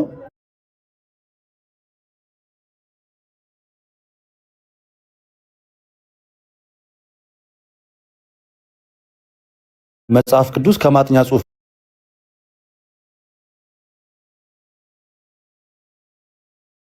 ጋር ነው ያዘጋጁላት። እርስ ምናምን ነገር ደግሞ ኤክስፕሌን ያደረጉበት ደግሞ ፓርት አለ ታች። እዛ ፓርት ላይ እጅግ ዊርድ የሆኑ ነገሮች ተጽፈዋል። ክርስቶስ ኢየሱስ አብዷል የሚል ሀሳብ አለ። እሱ ብቻ አይደለም። ኢቨን እዚህ ትንቢተ ኢሳይያስ 7:14 ላይ እንግዲህ ጌታን በድንግልና የወለደችው ድንግል ማርያም ናት አይደል? አዎ። እዛ ግን የኢሳይያስ የቀድሞ ሚስቱ ልትሆን ትችላለች ብሎ ነው ሲተረጉሙት ጌታን የምትወደው ማለት ነው። ያሳያል ከፈለግ ራሱ የማይመች ቦታ ይህንን ለምንድን ነው እናንተ የማታወጡት? እና እንዴ በጣም ብዙ ጊዜ ተወያይተንበታል። ምናልባት የዛን ቆይቷል። እኛ ይሄን ነገር ሀሳብ ካነሳን ያው እኛ ሞር እንደዚህ አናጮኸውም። በቃ ይሄ መጽሐፍ እንዲህ ነገር አለው ብለን ሌላ እንደዚህ ትኩረት ሰተን የምናወራባቸው ፓርቶች አሉ። እሱ ብቻ አይደለም። በስላሴ ትምህርት ራሱ ይሄ መጽሐፍ ስቷል። ለምሳሌ በስላሴ አካላት አብ የበላይ አስተዳዳሪ ነው ብሎ ነው የሚያምኑት። እዚህ መጽሐፍ ላይ አሳየው። አንደኛ ቆሮንቶስ 15:28 ላይ ያለውን ማብራሪያ እንግዲህ በስላሴ እንደምታውቀው አብ ወልድ መንፈስ ቅዱስ አንድ አምላክ ነው ብለን የምናምነው ትክክል። እዚህኛው ላይ ግን የማጥኛ ጽሑፉ ላይ ሲያስቀምጡ ምን ብለው መሰለ ያስቀመጡት? በስላሴ አካላት አብ የበላይ አስተዳዳሪ ነው ብሎ ነው። አብን የበላይ አስተዳዳሪ ይታይ እንግዲህ መጽሐፍ ቅዱስ ይኸው የእናንተ ነው፣ ይነበብላችኋል። ቤተሰብ ገድል እያላችሁ ለምትጮሁት እንግዲህ መልስ አለ። እዚህም ቤተ ሰዓት አለ ነው ጨዋታ። እዚህም ቤተ ሰዓት አለ። የኢሳይያስ ታሪክ ላይም በቀጥታም ቃላት የለወጡበት አለ። ለምሳሌ መዝሙረ ዳዊት ምዕራፍ 40 ቁጥር 6 ላይ መባንና ቁርባንን አልወደድክም፣ ነገር ግን ስጋን አዘጋጀህልኝ ነው የሚለው።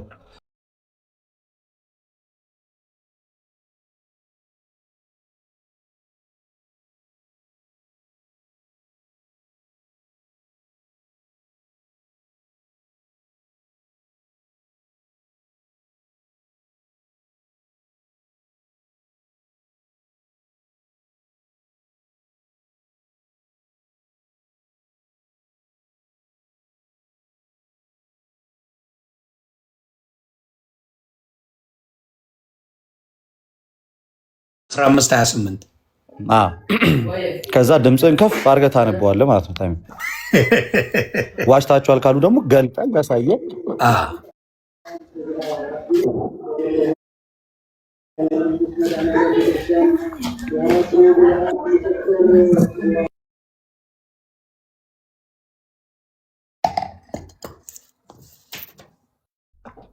በዓል ጎንደር ስለሆንኩኝ ነው እንጂ በጣም በርካታ ነገሮችን አሳየህ ነግርህ ነበር። አንድ ቀን በቀጠሮ እናደርገውና ቁጭ ብለህ መማር ስላለብኝ ማወቁ ጥሩ ነው። ለእኔ ብቻ ሳይሆን ለብዙ ወንድምና እህቶች ይሄን ነገርን እነሱም ካሉ ይዘውት ይምጡና ተዋሸ የሚባል ካለ ይነግሩናል። ተሙሻ ሚውት ነህ? ትልቁ ነኝ። እሺ ወልድ ራሱ ለእርሱ ይገዛል። ወልድ የአብ የሚገዛ በአስተዳደርም ረገድ ሲሆን አብ የሁሉ ነገር ካስገዛለት በኋላ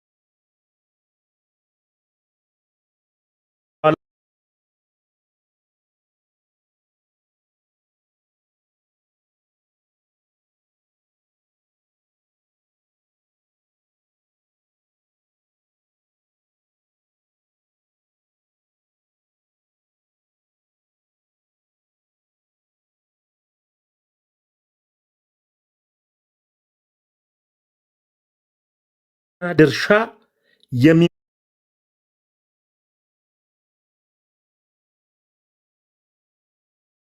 የሚመለከት ነው።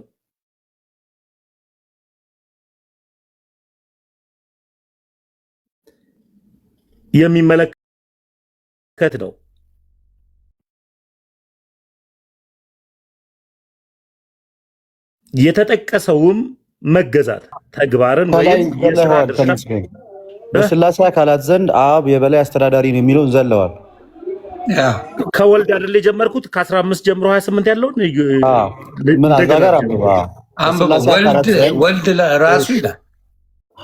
ወልድ ራሱ ለእርሱ ይገዛል። ወልድ ለአብ የሚገዛ በአስተዳደር ረገድ ሲሆን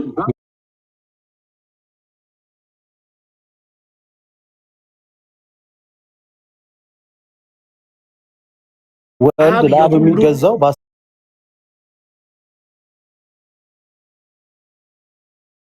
በአስተዳደር ረገድ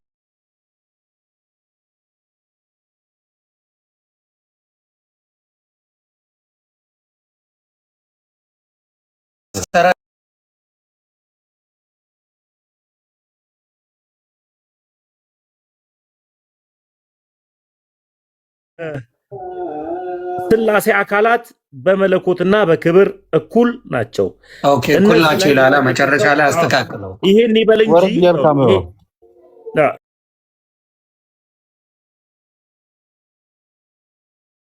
ይበል እንጂ እኩል ናቸው ካለ በኋላ የቱ ጋር ነበርኩኝ? እነዚህ ላይ የተጠቀሰው መገዛት ተግባር ወይም የሥራ ድርሻ የሚመለከት ነው። ሥላሴ አካላት በመለኮትና በክብር እኩል ናቸው። እነዚህ ላይ የተጠቀሰው መገዛት ተግባር ወይም የሥራ ድርሻ የሚመለከት ነው። እሱም 1131 ማንበብን ይመለከታል። በሥላሴ አካላት መካከል አብ የመለኮን አንብበው ያልኩ በሥላሴ አካላት ዘንድ ትልቁ ፖይንት ያለው እዚህ ጋር ነው። በጣም ሜንሽን ያደረገው አሁን ያረዘምኩት ላይ አሁን እንትን ያልኩበት ላይ በሥላሴ አካላት ዘንድ ነው አንብበው እሱ ነው። እሺ መልካም። በሥላሴ አካላት መካከል አብ የበላይ አስተዳደር ነው። ወልድ የአብ ፍቃድን የሚፈጽም ነው። ለምሳሌ በፍጥረት በደህንነት ጊዜ መንፈስ ቅዱስ ያዘው እዚህ ጋር አለ። እሺ ዮኒያውን ከላይ አንዴ ይገዛል ይላል፣ አንዴ ደግሞ ያስተካክለዋል። እኩል ናቸው። መጀመሪያ አብን ከፍ ያደርግና ከዛ እኩል ናቸው ይላል። አሁን ደግሞ ምን ብሎ ይናገራል? በሥላሴ አካላት ዘንድ ይላል። የሥላሴ አካል አብ ወልድ መንፈስ ቅዱስ ናቸው አይደለ? አብ ወልድ መንፈስ ቅዱስ። እንደገና ደግሞ መለስ ይልና በሥላሴ አካላት ዘንድ አብ ደግሞ የበላይ አስተዳዳሪ ነው። ወልድ የአብን ፍቃድ ፈጻሚ ነው። ያስተካክለ ያፈርሳል፣ ያስተካክለ ያፈርሳል። መጨረሻ ላይ ግን ይሄው እንዳየው አብ የበላይ አስተዳዳሪ ነው ይላል። አንብበው ድገሙ አንዴ። በሥላሴ አካላት ዘንድ ነው። በሥላሴ አካላት መካከል አብ የበላይ አስተዳደር ነው። ወልድ የአብ ፍቃድ የሚፈጽም ነው። ለምሳሌ ያክል ይልና 11:3ን ማንበብ ይመለከታል ይላል። ይሄው ልደትዬ። ስለዚህ ይሄ መጽሐፍ በሥላሴ ትምህርት ላይ በታሪካዊ የሥላሴ ትምህርት ላይም ሆነ በቤተክርስቲያን ትምህርትም ሆነ በመጽሐፍ ቅዱስ ላይ አብ የበላይ አስተዳዳሪ ነው ተብሎ የተጻፈበት ቦታ የለም። አብ የበላይ አስተዳዳሪ ነው ተብሎ የተጻፈበት ቦታ የለም። ይህ መጽሐፍ በባህሪ እኩል ናቸው ይልና እንደገና ዝቅ ይልና ደግሞ በአስተዳደር ረገድ ግን አብ ይበልጣል ይላል። እስቲል አሁን በአስተዳደር ረገድ አብ ወልድንና መንፈስ ቅዱስን እንደሚበልጣቸው አድርጎ በመለኮት መካከል ሰቦርዲኔሽን እንዳለ አድርጎ ነው የሚያስቀምጠው። ያ ግን በመሀል ምን ይል መሰለህ እንዳነበብኩት ሲነበብ አንደርስታንድ እንዳደረጉት በእንትናቸው ግን ምንም ልዩነት የላቸውም ብሎ ደግሞ በመለኮት ይልና ከላይ በአስተዳደር አብ እንደሚበልጥ ይናገርና ተመልሶ እንደዚህ ስንል ግን በመለኮት አንድ ናቸው ይላል። ልክ ልብህ ርፍ ሲል መለስ ይልና ደግሞ ምን ይላል? በአስተዳደር ይልና ወይ በአድሚኒስትሬሽን ደግሞ ይላል። በአድሚኒስትሬሽን ደግሞ አብ የበላይ አስተዳዳሪ ነው ይላል። በመለኮት እኩል አድርጎ ሲመጣ መልሶ ደግሞ በአድሚኒስትሬሽን ወይንም በመግዛት ፍጥረትን በመግዛት ተመልሶ ደግሞ አብ የበላይ አስተዳዳሪ እንደሆነ ይናገራል። ይህ መጽሐፍ አንድ ያስተካክላል፣ አንድ ያፈርሳል፣ አንድ ያስተካክላል፣ አንድ ያፈርሳል። የኛ ጥያቄ ኦኬ እዚህ ጋር ግን ምን አለ መሰለ እኩል ናቸው ብሎ ደምድሞታል 4 ነጥብ አድርጎ። ግን አሁን ለምሳሌ ወልድ ለአብ የጸለየበት ጊዜ አለ። ለምን ተውከኝ አምላኬ ሆይ ለምን ተውከኝ ብሎ ፈተና የበዛ ጊዜ በጣም አልቅሶ አንብቶ የጸለየበት ጊዜ አለ። ያ ፈተና ከሱ እንዲያልፍ የተማጸነው ጊዜ አለ። በዛ ላይ ብታየው ምን አይነት ነገር ሊያሳይ ይችላል መሰለ? የበላይ የመሰለ ሊመስለን ይችላል። ያንም ቢሆን ግን እኩል ናቸው ብሎ ደምድሞታል። ስጋዊ ነገር ባለበት ኤግዛክትሊ እዚህኛው ጋር ስጋዊ ነገር ባለበት ሊመስል የሚችለው ነገር አለ እንጂ አብና ወልድ እኩል ናቸው። በስጋ ህይወቱ ባለበት ጊዜ ግን ፍጹም ሰው ስለሆነ የሰውኛም አሁን የሚደክመው የሚጠማው የሚራበው የሚጸልየው የሰውኛ ስለሆነ ነው። ሲያድን ደግሞ አሁን ለምሳሌ አልዓዛርም ሲያድነው መለኮት ስለሆነ ተግባባ። ሲሰወር ኢየሱስ ክርስቶስ ሲሰወር መለኮት ስለሆነ ነው። ምን መሰለህ መለኮት ሆነ የሚሰራቸው አለ። በሰውኛ ደግሞ የሚጸልይባቸው የሚራብበት የሚጠማበት ጊዜ እንዳለ ያንን ከአብ ነው የሚቀበለው ከአብ እንጂ አንዳችም ነገር ከኔ የማደርገው የለም ብሎ ኢየሱስ ክርስቶስ ራሱ ይናገራል። አንዳችም ከኔ የማደርገው የለም የማደርገው በሙሉ የአብ ፈቃድ ነው እያለ ክርስቶስ ራሱ ይናገር ነበር። በሰው እያለ ማለት ነው። በሰውነቱማ ከአብ አይደለም ከመላእክትም ያንሳል ክርስቶስ። እሱ መጽሐፍ ቅዱስ ክሊር ሊያስቀመጠ ነው። እዚህኛው ፓርት ላይ ግን ስለ ሰውነቱ አይደለም የተናገረው፣ ስለ ስላሴ ነው ያወራው። ወይም ደግሞ ስለ ክርስቶሎጂ ሳይኖረ ካየ ሲጀምር ቃሉ እኛ የሚያከራክረን ፖይንት አውት እንድታደርጉ ሊፈልገው በስላሴ አካላት ዘንድ ሲል ሶስቱን የስላሴ አካላት ነው የጠራው። ያ ማለት አብን ወልድን መንፈስ ቅዱስን እንጂ ነጥሎ ሰውነቱን አላነሳም። በሰውነቱ ሞቷል፣ ከአብ ያንሳል አይደለም ከአብ ከመላእክትም ጭምር ያንሳል ይመስለኛል። አሁን እኔ እዚህ ጋር በተረዳሁት መሰረት የወልድን ስራ አውቀዋለሁ። ወልድን በህይወት እያለ ማለት የመንፈስ ቅዱስ እንዴት እናደርገዋለን? የመንፈስ ቅዱስ አሁን እዚህ ጋር የወልድን እንደዚህ አልከኝ አይደለ? እሺ መንፈስ ቅዱስስ በምንድን ነው በአስተዳደር ረገድ ከአብ የሚያንሰው? ሰው አሉን መንፈስ ቅዱስ ስለ መንፈስ ቅዱስ እዚህ ጋር እኮ ያንሳል አላለም ተናግሯል እንጂ በስላሴ አካላት የስላሴ አካላት እነማን ናቸው? አብ ወልድ መንፈስ ቅዱስ ነው። ስለዚህ ስለ መንፈስ ቅዱስም ተናግሯል ማለት ነው። የስላሴ አካል ቅዱስን አልተናገር ስለ ኢየሱስ ክርስቶስ ነው። እዚህ ጋር ኢየሱስንም እኮ ሜንሽን አላረገም ቃል በቃል እዚህ ጋር እኮ በስላሴ አካላት ዘንድ አለና አብ የበላይ አስተዳዳሪ ነው አለ። ከዛ ወልድ እያለ ከዛ መንፈስ ቅዱስ እያለ ይቀጥላል እኮ ይላል እኮ መንፈስ ቅዱስም ቀጣይ ላይ ኦኬ። አይ እሱን አላየሁትም ካለ ንገረኝ ይላል። አንብብለት መንፈስ ቅዱስ የሚለውንም አብን ይላል ወልድን ይላል መንፈስ ቅዱስን ይላል። እሺ ወልድ ሰው ስለሆነ ነው እንበል። መንፈስ ቅዱስስ ስለመንፈስ ቅዱስ እሱ ጋር አልተናገረማ። ገብቷል? አንብብለት መንፈስ ቅዱስ የሚለውን አንብብለት። አንብብለት ኢሳያስ ላይ መጥቼለት ነበረ መልሼ እዚህ ጋር አንብብለት የመንፈስ ቅዱስ። የእኔ ጥያቄ ወልድ ሰው ስለሆነ ነው ብለህ ማብራሪያ ከሰጠ መንፈስ ቅዱስስ? እሺ አዎ ከጻፉ እዛ ላይ ካለ የመንፈስ ቅዱስን ካሉ አዎ ችግር አለው ማለት ነው። ልደትዬ በስላሴ አካላት ከሚለው ነው ጀምረው በስላሴ ይጋጫል። በስላሴ አካላት መካከል አብ የበላይ አስተዳደር ነው። ወልድ የአብ ፈቃድን የሚፈጽም ነው። ለምሳሌ በፍጥረትና በድህነት ጊዜ መንፈስ ቅዱስን አልተናገረም። ወልድ ቀጥል እንደገና ላንብበው። በስላሴ አካላት መካከል አብ የበላይ አስተዳደር ነው። ወልድ የአብ ፈቃድን የሚፈጽም ነው። ለምሳሌ ፍጥረትን በድህነት ጊዜ መንፈስ ቅዱስ ደግሞ በአብ በወልድ እንዲገለጥ ነው ያለው። በአብ በወልድ እንዲገለጥ ነው ያለው። ቆይ ጨርሰው አንድ ሰዎች ድህነትን እንዲቀበሉና የእግዚአብሔርን ፍቃድ ቃል እንዲታዘዙ ለማድረግ ነው ይላል። ስለዚህ ስለ ወልድ ምን ያለው ነገር የለም። ይቅርታ ስለ መንፈስ ቅዱስ ምንም የኔ ፖይንት ምኑ መሰለ? አሁን አንድ ስላሴ ሲባል እስኪ የሆነ ያን ጥያቄ ልጠይቅ። ስላሴ ስትል ማማንን እያልክ ነው? ወልድን መንፈስ ቅዱስን። ስላሴ ከተባለ ኢየሱስ ብቻ አይደለም፣ አብ ብቻ አይደለም፣ መንፈስ ቅዱስ ብቻ አይደለም። ስለዚህ አንድ ሰው በስላሴ አካላት ዘንድ ብሎ ከተነሳ ስለ አብ፣ ስለ ወልድ፣ ስለ መንፈስ ቅዱስ እያወራ ነው። ስለዚህ በስላሴ አካላት ዘንድ ብሎ ከጀመረ ስለ አብም ስለ ወልድ ነው። አሁን በስላሴ አካላት ዘንድ አብ የበላይ አስተዳዳሪ ነው ካለ አብ በዚህ መጽሐፍ መሰረት ማለት በዚህ መጽሐፍ ንግግር መሰረት አብ የወልድና የመንፈስ ቅዱስ የበላይ አስተዳዳሪ ነው እያለ ነው ማለት ነው። በስላሴ አካላት ብሎ ከጀመረ ግን አይ ኢየሱስ በሰውነቱ ካለ ኢየሱስ ብሎ ከጀመረ ደግሞ ምን ይሆናል ማለት ነው? ስለ ኢየሱስ ብቻ ይሆናል ንግግር። ስለዚህ ክላሪፊኬሽን ያስፈልገዋል እያልክ። ኤግዛክት ክላሪፊኬሽን ያስፈልገዋል። በጣም ቬግ የሆነ ሀሳብ ነው። ስላሴ ትምህርት ደግሞ እንደምታውቀው በጣም ሴንሲቲቭ ነው። ክሊር የሆነ ነገር ነው ማስቀመጥ ያለብን። ፖይንት ባይ ፖይንት ነጣጥለ ልታስቀምጥላቸው አይገባም። ኦኬ። ስለዚህ በደንብ ክላሪፋይ ሳያደርጉ ውዝግብ ያለበት ነገር ነው እዛ ጋር ያስቀምጡት።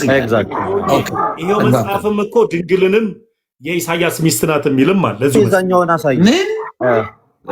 ቆይ ተመስገን አንዴ አንተ አውጣለት። እዚህኛው ጋር ደግሞ ያለው ችግር ምን መሰለ? እንደምታውቀው ትንቢተ ኢሳያስ 7:14 እነሆ ድንግል ትጸንሳለች ወንድ ልጅ ትወልዳለች ስሙንም አማኑኤል የተባለው ከድንግል ማርያም ውጪ አለ ሌላ የለም። እዛ ክፍል ላይ ግን ምን እንደተባለ ታየዋለህ። አውጣው ተመስገን። እሺ ልደት አንተ ጋር ኃይለኛ ውሻ አለ። ዘጋው ሚዩት አደረገው። ዘጋው ታምቶሪ ችግር የለም። እታያለሁ ይሁንዬ። ታፕ ኮፒ ሊንክ እያደረጋችሁ ቤተሰብ ለምን እንደማልታይ አላውቅም። ቆሜ ላንብበው፣ ለጌታ ክብር ላንብበው። ይሁንዬ ስለማይችል ካሜራውን። እሺ ይሄ 7:14 አይደለ? ድንግል የኢሳያስ የመጀመሪያ ሚስቱ ሸር ያሰቡን ከወልድ በኋላ የሞተች ይመስላል አለ። ድንግል የኢሳያስ የመጀመሪያ ሚስቱ ናት ይላል። ያው ይሁን እኮ ይሁን ሚዩት ነው። ተሙሻዬ ሙሉን አንብብልኝ አንዴ። ሙሉን ላንብብ። የምታነበው ምን መሰለ? የኢሳያስ 7:14 ማብራሪያውን ነው የምታነብለት ከመጀመሪያው ጀምሮ አይዲያው በደንብ እንዲይዘው ክሊር እንዲሆንለት።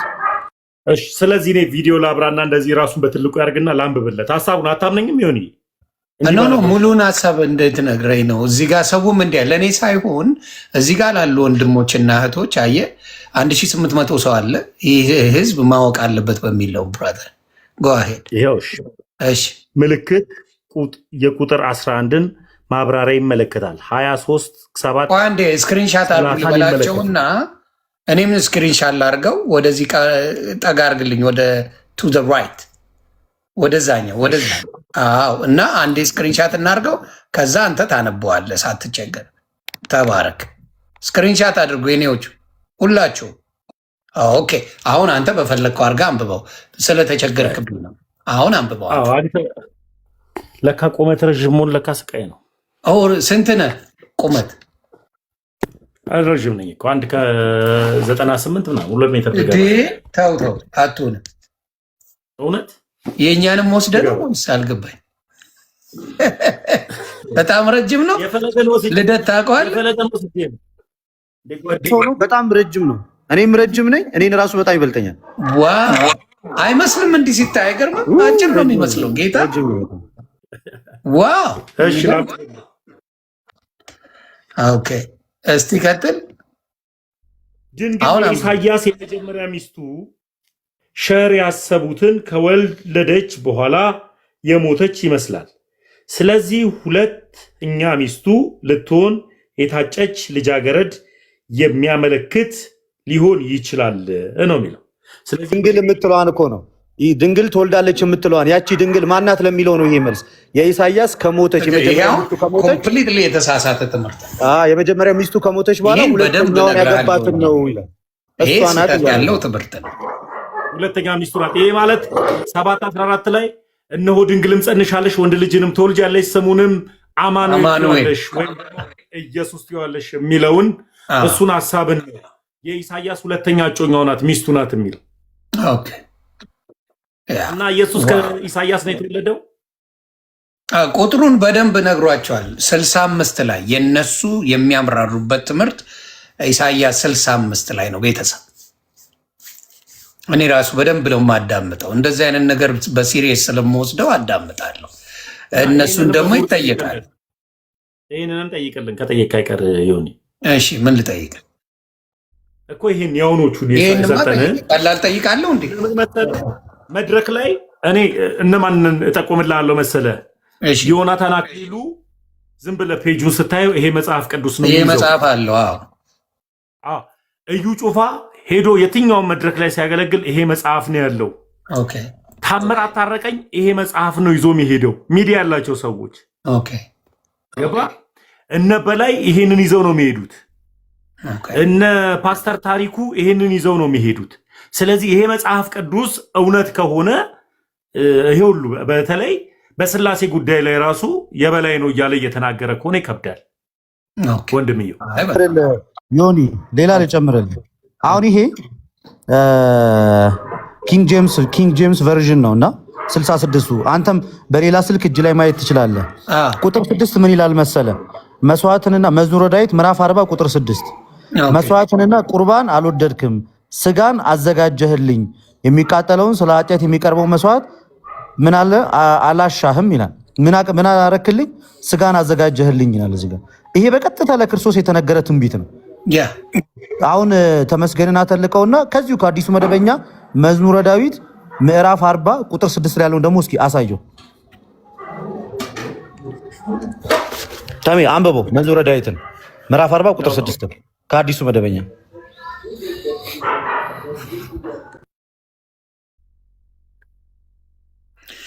ይህን ለብ ለብ እያደረጋችሁ ስንት ወንጌል መስራት ስትችሉ ተሳንፋችኋል ማለት ነው። ገጣ ይመቻል አይደል? ይሄ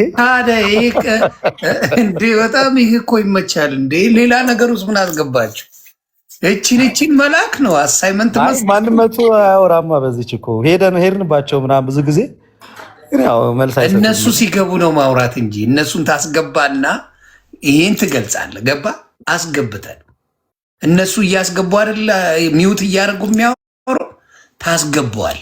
ታስገባና ይሄን ትለቅበታል።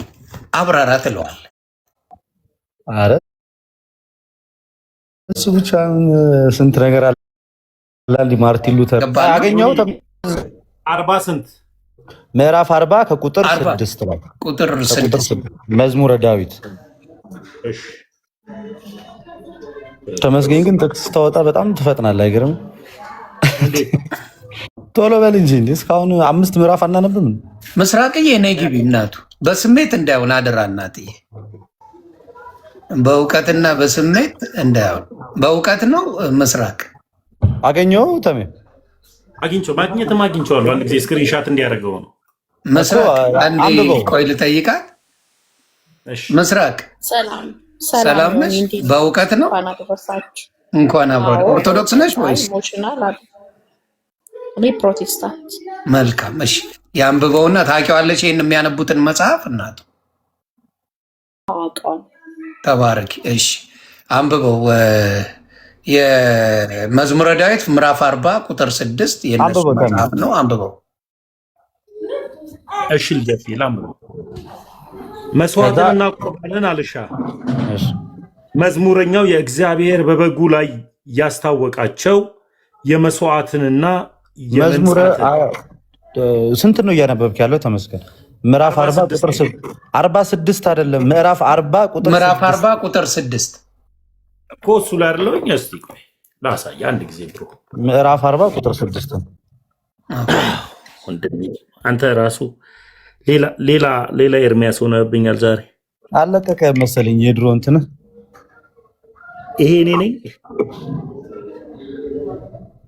መስዋዕትንና ቁርባንን እሱኛውን አይደለም የምታነበው፣ ዋናው ቃሉ ላይ ሄደ። ዋናው መጽሐፍ ዋናው ቃሉ ላይ ነው እንዴ? እና ታዲያ እንዴ አንተ እያዳመጥከኝ እንጂ ዋናውን እኮ ነው እዚህ ጋር የቀየሩት። ሂድና ዋናው ላይ እሺ ስክሪፕት ታሳይ እንዳይዘጋበት። አሁን እኮ ዋናውን ቃል እኮ ነው እኮ የቀየሩት። እዚህ ጋር እኮ ላሳይ የፈለኩት እሱን እኮ ነው። ዋናውን ቃል በቃል ነው የቀየሩት።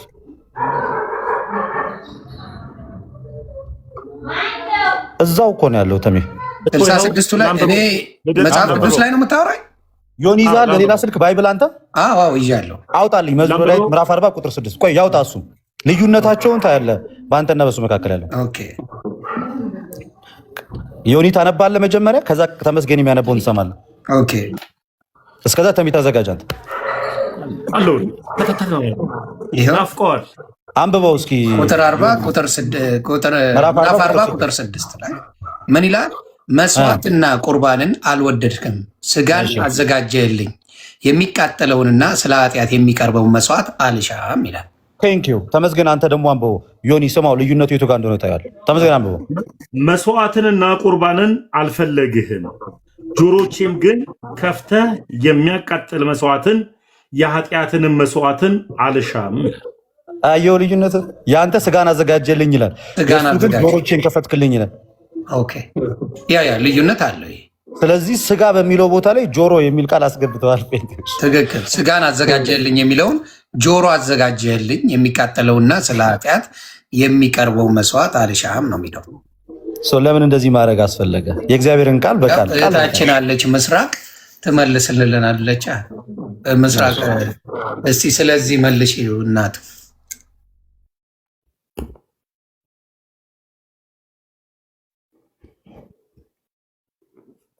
ምስራቅ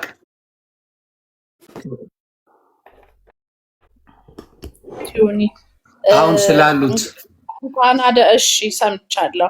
እንኳን አደረሳችሁ ብያለሁ። እኔ ምን መሰለክ ዮኒ፣ አሁን እነሱ እንትና ለሚናገረው ንግግር እነሱ ቀየሩት ከሊ ቀየረው የሚለው ኢንቴንሽን ትተን በቅንነት ግን ስለ እግዚአብሔር ቃል ብንነጋገር አልፍ አይሆንም?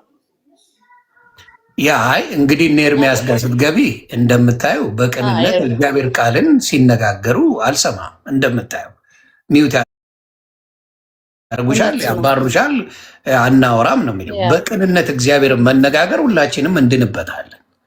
ስለዚህ አሁን እዚህ ጋር ምንድነው ያሉት? የተጻፈ ነገር አለ፣ ያንን ነገር እየጠየቁ ነው። እንደዚህ የተቀየረ ነገር አለ፣ የተቀየረው ነገርን የሚመልስ ካለ ብዬ ነው ያስገባዎች። እሱን በደንብ አድርገሽ ብታብራሪ ሚውት የሚያደርግሽ ሰው የለም። እስከምትፈልጊው በገባሽ መጠን ማብራራት ትችያለሽ እናቱ። ይህንን ነው እያልኩ ያለሁት። ይሁን፣ አመሰግናለሁ እድሉን ስለሰጠኝ። እኔ ሁለት ነገር ነው የምናገረው ስለዚህ ቃል። አንደኛ የእነሱ መረዳት ወይ ደግሞ እዚህ ጋር የምንረዳው መረዳት ከሌ ቀየረው የምንለውን ነገር ፈጽሞ ማቆም አለብን። ማንም ሊቀይር አይችልም። ለምንድን ነው ቃል በቃል እኮ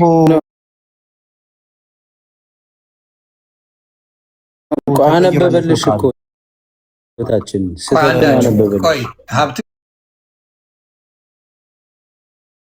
አንዴ እኔ ላውራ ችግር የለም። ሀሳቧን ትጨርስና ከዛ ትመልሳላችሁ። አደራ ፕሊስ አትረብሿል። ቀጥይ ምስራቅ። እሺ አመሰግናለሁ ዮኒዬ። ኔክስት ምንድነው? አንደኛ እነሱ ቀየሩ እነዛ ቀየሩ የሚባለውን እንትን ከአይምሯችን ማውጣት አለብን። ሁለተኛ ስለዚህ ቃል እኛ በቅንነት ብንወስደው የተሰማንን ያህል በተረዳነው መጠን ብንመላለስ መልካም ነው። ሁለት ነገር መናገር ፈልጋለሁ። እዛ ቃል ላይ አንተ አሁን ያስከው የእግዚአብሔር ቃል ላይ የተረዳኸው ነገር አለ። በሱ እውነት ሄደ ካተረፍክ በቂ ነው። ያ እዛ ጋር የተለወጠውና የተቀየረው የሚባለውን ነገር እነሱ ይወጡት። ሰው የዘራውን አይደል የሚያጭደው? ስለዚህ ቀጥታ ለነሱ ተው። አንተ ግን በተረዳኸው መጠን ተመላለስ። ገባህ? አንቺ አሁን ምክር ላይ ነሽ። ቶታሊ አንደርስታንድ ዩ። በምክር የምትሄጂው ይሄንን ነገር እዚህ ያልሽውን አደራ ለእነ ኤርሚሻ በይልኝ። ኦርቶዶክስ በተረዳችው መጠን ገድሏን የሚሆን ድርሳናቷን የሚሆን ትምህርቷን ኦርቶዶክስ በተረዳችው ይማሩ። እናንተ ደግሞ ክርስቶስን ስበኩ ብለሽ እዚህ ያልሽውን ለእነ ኤርሚሻ ነገሪያቸው። አያዳምጡሽ። እውነት ነው። ገባሽና? እውነት ነው። እኔ ብዙ ጊዜ አንተ የምትናገራቸው የምትሰጣቸው ኮሜንት ኤቭሪቲንግ ትክክል ናቸው። እኔ ማለት በብዙ ጊዜ አንተ የምትላቸውን ነገሮች ሙሉ ለሙሉ ቀበላለሁ።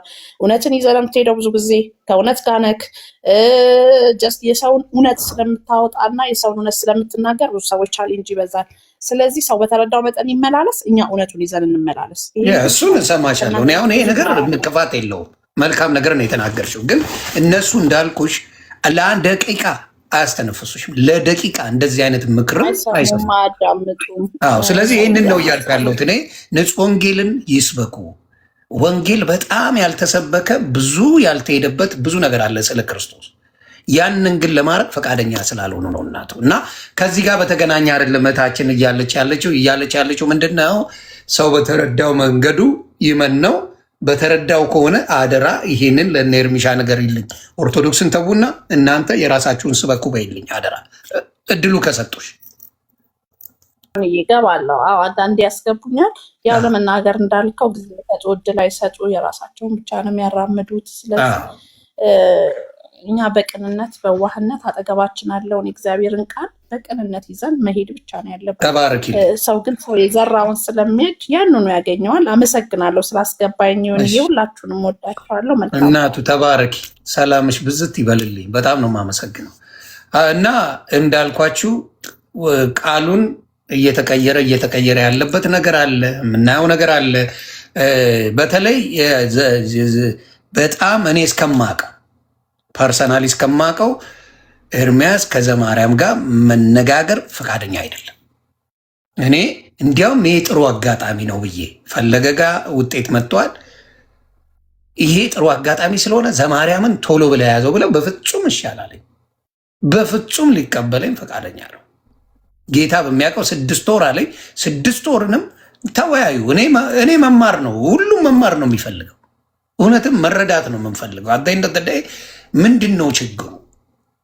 አንድ ሰው አውቃለሁ ካለ ከሌላው ጋር ተወያይቶ እኛ እውቀት ከናንተ ብናገኝ ችግሩስ ምንድን ነው? አሁን ለኤርሚያስ ይሄንን ነው የምለው፣ ከክፋት አይደለም። ይሄን ጠይቀዋል። ከኤርሚያስ ጋር ዘማርያም እባካችሁ ቀረቡልኝ። ኤርሚያስ እኮ መልስ ሰጠ ዛሬ ለሱ ይሆን ያልሰማ እምቢ አለ። አሸማይ አለ። እኔ ከዲያቆኖች ጋር ትቻለሁ አለ። እኔ ከቄሶች ጋር ነው የማወራው። ምን አይችልም፣ የማይችለው እኔ ከቄሶች ጋር ነው እያለ አይ ዲያቆኑን መጀመሪያ በደንብ ጨርስ። ይሄ ሩጫ ነው፣ ፍራቻ ነው። ኤኒዌይስ ዘማርያም እኮ አልኩ እኮ ዘማርያም እና ናቲ የሚባሉ ወንድሞች ያ ልጅ መጀመሪያ ድቤት ያደረገው ልጅ የኦርቶዶክሱ ልጅ he was not prepared በደንብ ፕሪፔር በደንብ አልነበረም። ማነው አትናቴዎስ ነው ምናምን የሚባለው ልጅ ተባብለው እኮ ነው የገቡት። የቀየረው ያ ነው። አትናቴዎስ he was not ready honestly።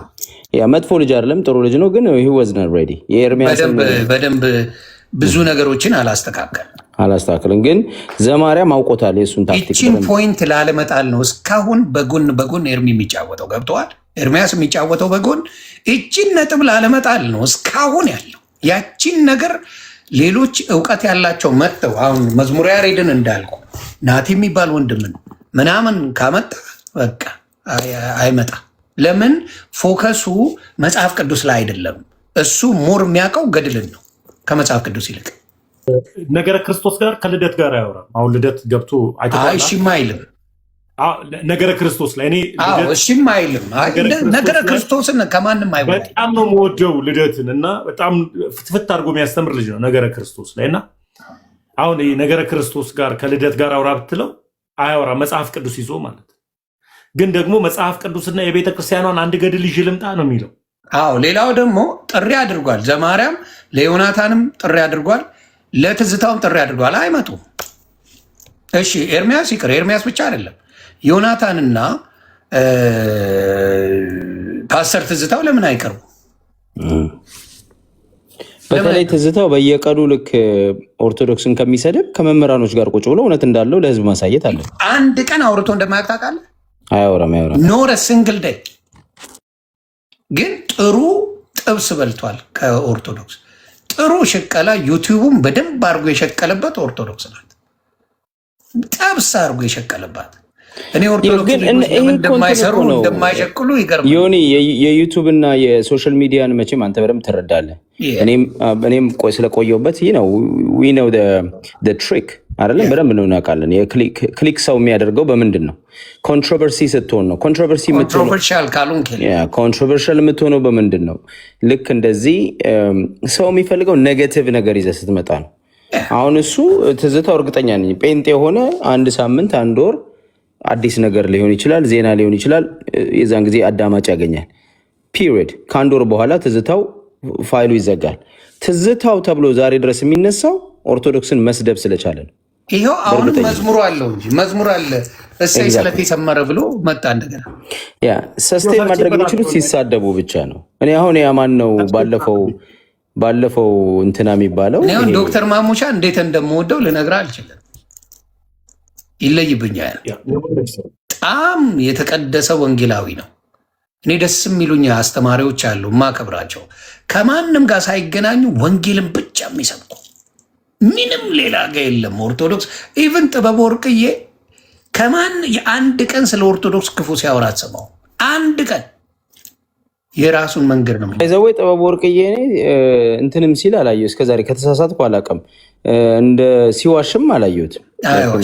እንደ ሲተነበይ ምንድን ነው የውሸት ትንበይም ሲያደርግ አይቼው አላውቅም። ወፍ የለም። በቃ እንደዚህ አይነት ሰው አከብራለሁ። ሃይማኖቱን የሚያደርገው የራሱን ጉዳይ ነው። በቃ እንደዚህ አይነት ሰው ለሌላም ሰው ይጠቅማል።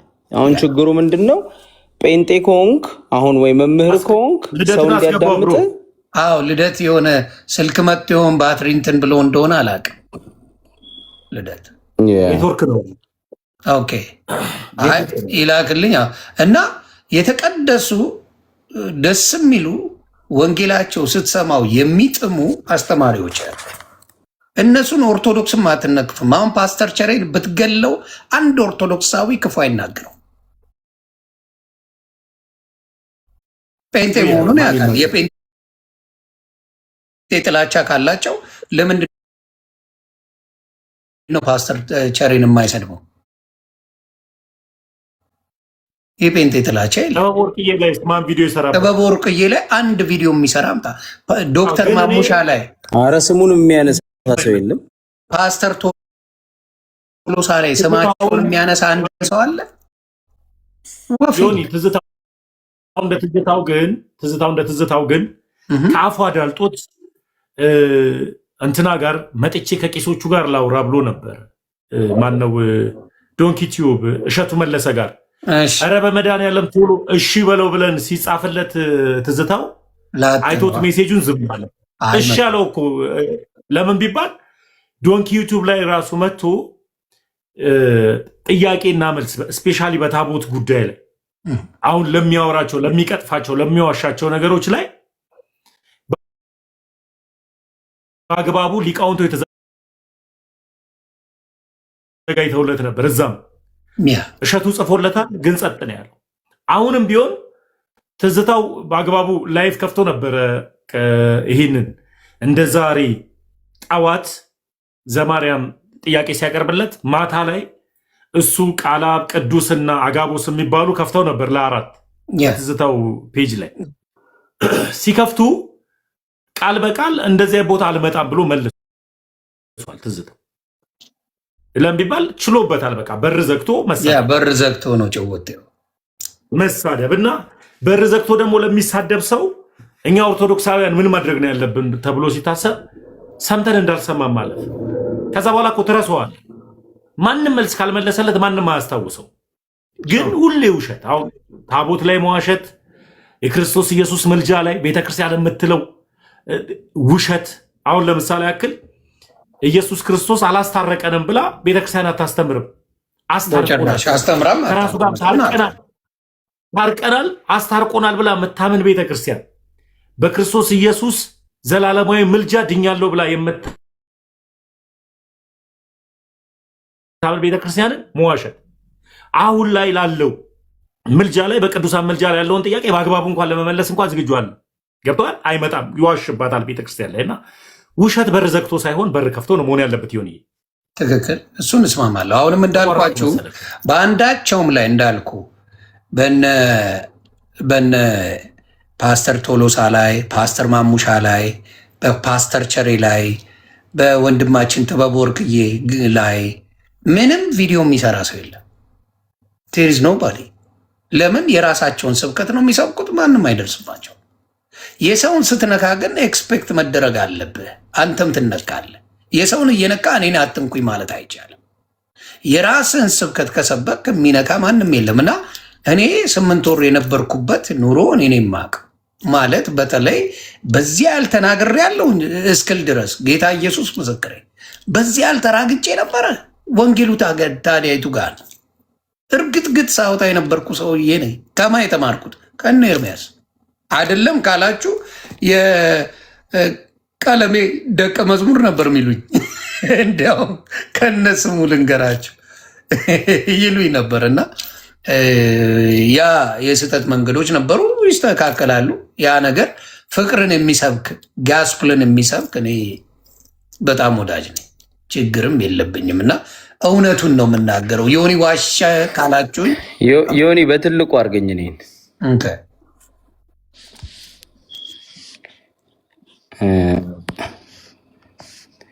ይሄንን ፓስተር ታውቀዋለህ? ዮኒ ይሄ የተመታ ምን ፓስተር ነው? አውሬ ነው እንጂ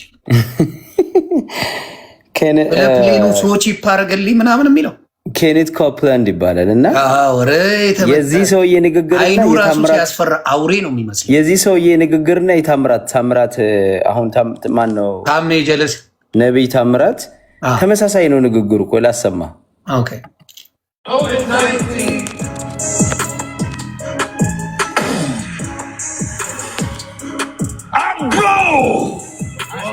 The wind of God. The wind of God. On you. On you. You are destroyed forever. You are destroyed forever. And you will never be back. And you'll never be back. ዮኒ ይሄ ፉከራው ነው። ልክ you are destroyed forever, you will never be back. ፍቅር ሲዝም መስሎኛል። ፑሲ ማን ኤርሚያስ ላንተ የፎከረው አይነት ፉከራ ነው። ዲስትሮይ ሆናል አትመለስም ይላል። ፍቅር ሲዝም ሆነ እንደ ሰውዬ ፍቅር ሲዝም ከዚህ ወስደህ ነው። እዚህ ጋር ምን እንደሚመሳሰል ታውቃለህ? ስለ በፕራይቬት ሪሶርሱን የቸርች ሪሶርሱን እንዴት እንደሚጠቀምበት ያው በሙሉ ቸርቾች ነገር ትልቁ ነገር ሪሶርስ የቸርች የህዝቡ ንብረት ህዝቡ ለቸርች የሚሰጠው ይሄ አንዱ ሰውዬ እንደውም ያ ማን ነው ጆ ምናምን የሚባለው $10 ሚሊዮን ነው ሜንሽኑ ቤቱ ራሱ። የዚህ ሰውዬ እንደዛ ነው። የፕራይቬት ጀት ከማን ገዝቷል? ይሄ ከማን ነው? የኢትዮጵያዊቷን ያገባው ጥቁሩ ማን ነበረ?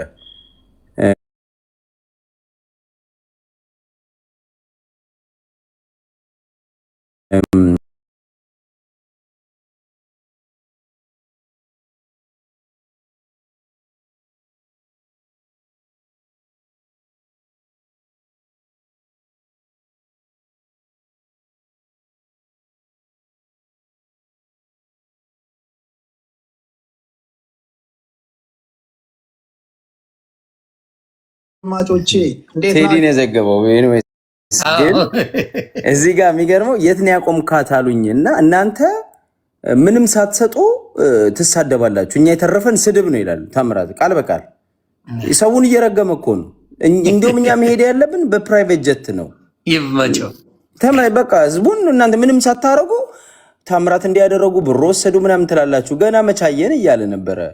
ጥሩ ቻፓ አለው እኮ ሰርቷል፣ ግን ሸቅሏል። ይሄኛው ሰውዬ ስለሚችል እንዲያውም ከሌሎቹ የተሻለ ቻፓ ዘግተዋል። ከዛ ይሄም ሰውዬ ደግሞ ኢንተርቪው ሲደረግ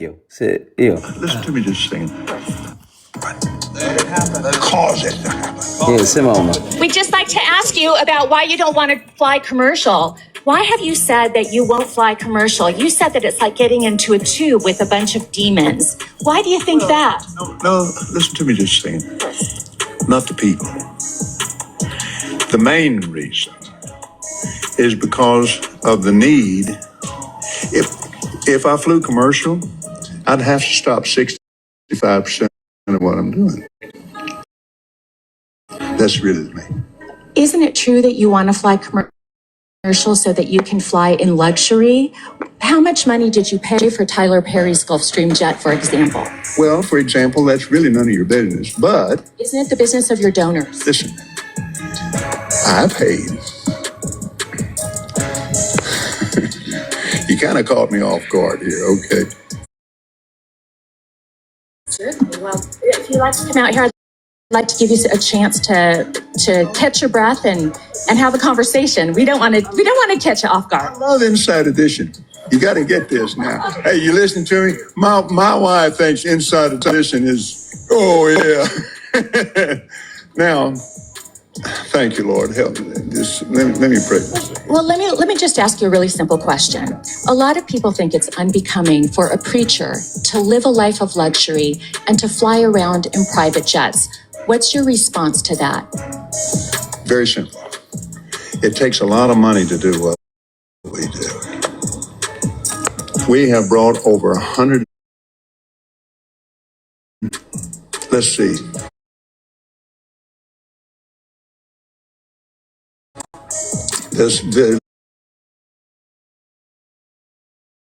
latest figures just came out.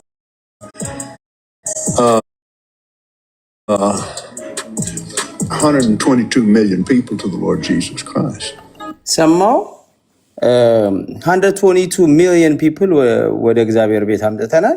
ስለዚህ ያለን ብር የሚሰጠን ብር እንደውም ትንሽ ነው ነው የሚለው። አይ ዘግባታል ተናዶ። ቆይ ስለማውቀው ነው ቪዲዮ ንካው። ምን ላድርገው? ፕሌይ አድርገው። አልጨረስኩም። ኦኬ Let me give you another example. Last May, I was scheduled for Lagos, Nigeria. That's a long ways. Long way. I had a week off, and I was scheduled for Peru. And I prayed about it, and I thought, I'm not missing that dedication in Jerusalem. I don't know. Without the airplane that we have that I bought from Tyler Perry, and I didn't pay anywhere. And Tyler's one of the greatest guys. He made that airplane so cheap for me. I couldn't. That's what I was saying. He made that airplane so cheap for me. Okay, all right, but I want to get to the demons because people are very concerned about that comment. Give me a chance here inside edition. I love your eyes. Yo, don't you say that. Don't you say I did. You got ጆሬገን ነው የሚያሾፍበት። ኤግዛክትሊ ገባ። አውሬ ናቸው ለገንዘብ እንጂ ክርስቶስን አያውቁትም። ኤግዛክትሊ ግን እኔ አሁን ለምን እንዳመጣው ታውቃለህ? ሆኔ አሁን ታምራት ከነዚህ ሰዎች ጋር ይገናኛሉ። ኦፍ ኮርስ ከተለያዩ ፓስተሮች ጋር ይገናኛሉ። እነዚህ ሰዎች ዮኒ እነዚህ ሰዎች በአጠቃላይ አሁን እዚህ ያሉ አሁን ይሄ ሰውዬ ኬነት ካፕለን አንድ ደግሞ ጥቁር አፍሪካን አሜሪካን አለ ወፍራም ያገኘሁትን በሙሉ ለኔ ነው ለራሴ ነው ለሚስቴና ለኔ ነው ይላል። ፓስተሩ አንዱ እስር ቤት የገባ ደግሞ አለ። ኤግዛክትሊ አሁን እዚህ አሜሪካን ያሉ ሜጋ ቸርቾች በአጠቃላይ ኮራፕትድ መሆን ብቻ ሳይሆን ይሄ አሁን ሆሞሴክሹዋል ያስገባሉ የተለያየ ነገር ነው የምታገኘው ዛሬ እና የኢትዮጵያም ቸርች እያደገ በሄደ ቁጥር ካልተገራ ወደዚህ ነው የሚሄደው ባይዘው ወደ ሌላ አይደለም። ምን ጥያቄ አለው? ምን መሰረቱን እዚህ ነው የሚያደርጉት። ገባ ወደዚህ እየሄደ ነው። ቆይ ቪዲዮ ላጥፋው እና እናንተ አወሩና። አዎ አይ ማስተካከል ያስፈልጋል ነው ሌላ አይደለም። አሁንም እያልን ያለ ነው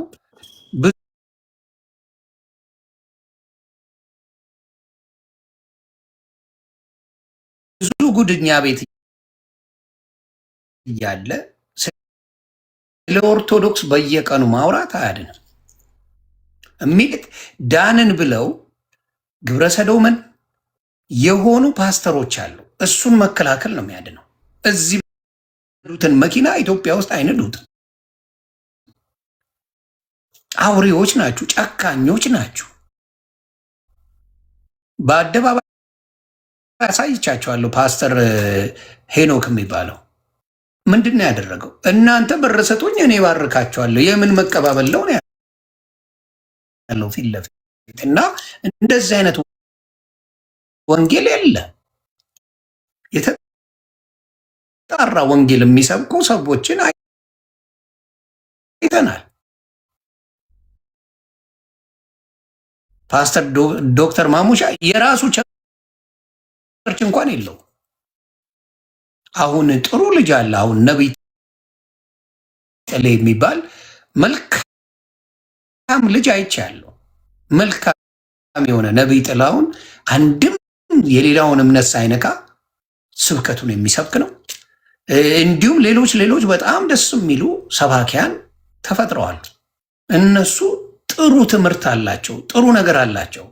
ደፋርና በጣም ክፉዎችን ሆዳሞችን ግን ማጋለጥ ያስፈልጋል።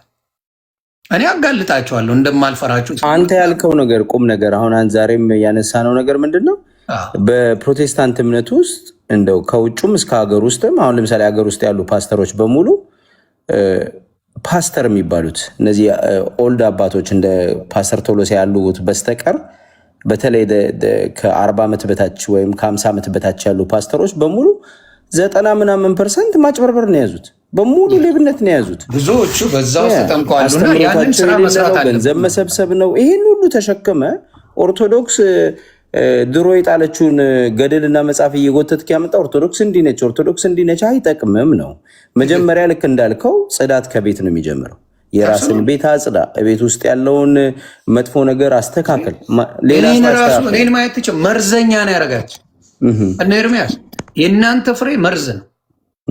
ባይዘው ኤርሚያስ እኔ እሱ ቤት ገብቼ እዩ ጩፋ አሁን ጥሩ ሰው ነው ለእግዚአብሔር እያደረገ ነው ይላል። ትክክል ነው እዩ ጩፋ ይላል። እዩ ጩፋ በንስሐ መመለስን ወዳለሁ እኔ ንስሐ ገብቷል ወይ ነው እኔ ደስተኛ ንስሐ ገብቷል ወይ እዩ ጩፋ ንስሐ ገብቷል። ኦኬ በንስሐ ተመልሷል። አላቅም በንስሐ መልካም ነገር የሚያደርጉ ሰዎችን እኔ አከብራቸዋለሁ። በንስሐ የሚመለሱ ሰው ማናችንም በንስሐ እንመለሳለን። አሁን እነ ኤርሚያስ እስከ ዛሬ ዋሻው ትክክል እንዳልሆነ አውቆ ተቀብሏል። አዎ ተቀብሏል። በደንብ ኦኬ እሱ አንድ ነገር ትክክል አይደለም ብሎ በንስሐ ተመልሷል። የስ እንደዚህ የሚያደርጉ ሰዎችን እኔ አከብራለሁ። አሁንም መሆን ያለበት በፕሮቴስታንት ወንድሞች እህቶች፣ እኔ አሁን የፕሮቴስታንት እህቶች የሚሳደቡ አልሰማሁም። ጌታ ኢየሱስ ምስክሬ። የፕሮቴስታንት እህቶች ማለት ኤርሚ ጋር የሚሰበሰቡትን አይደለም፣ ከኤርሚያስ ውጭ ያሉት አሉ እማቃቸው። ኮኪ የምትባል እህት አለች፣ ዘማሪ ኮኪ የምትባል ዜድ የምትባል አለች። ሌሎችም አመጣላለሁ።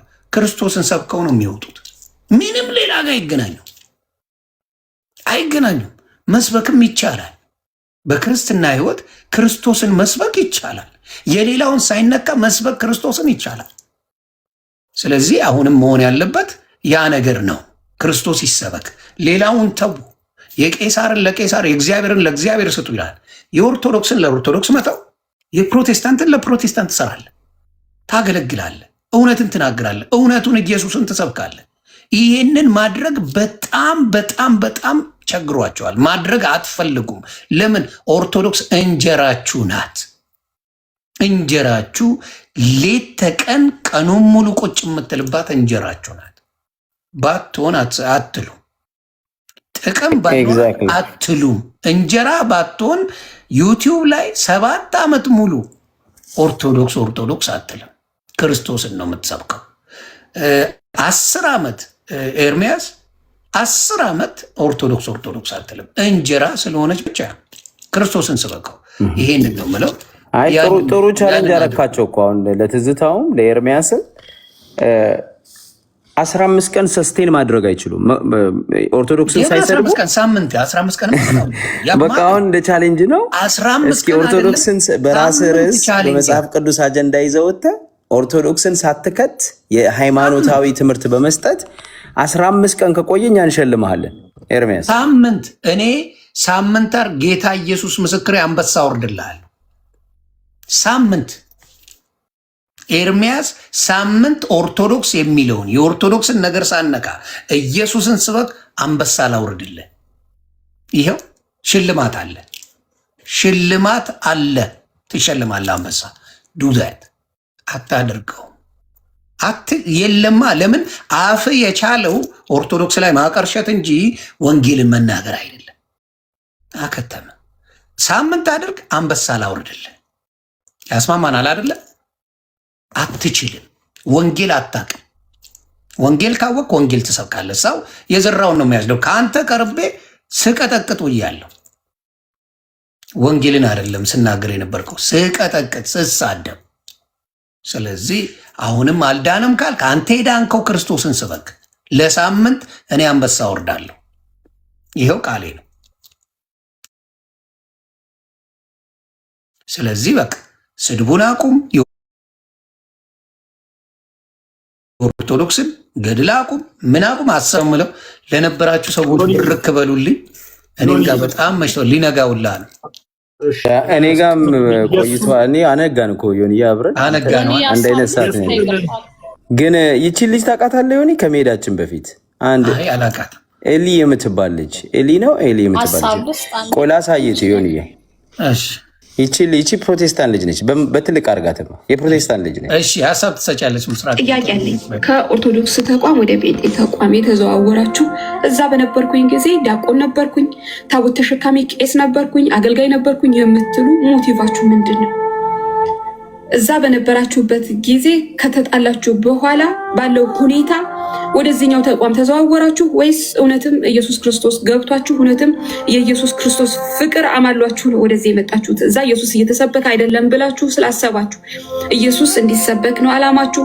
ኢየሱስ እንዲታይ ነው አላማችሁ? ወይስ እዛ የተጣላችሁበትና የወጣችሁበትን ጉዳይ በዚህኛው ተቋም ተከልላችሁ እነዛን አታክ ለማድረግ እልሃችሁን ለመወጣት ቂም በቀላችሁ እንደዚህኛው ተቋም ተሸፍናችሁ ያንን ቂማችሁን ለመወጣት ነው የመጣችሁት።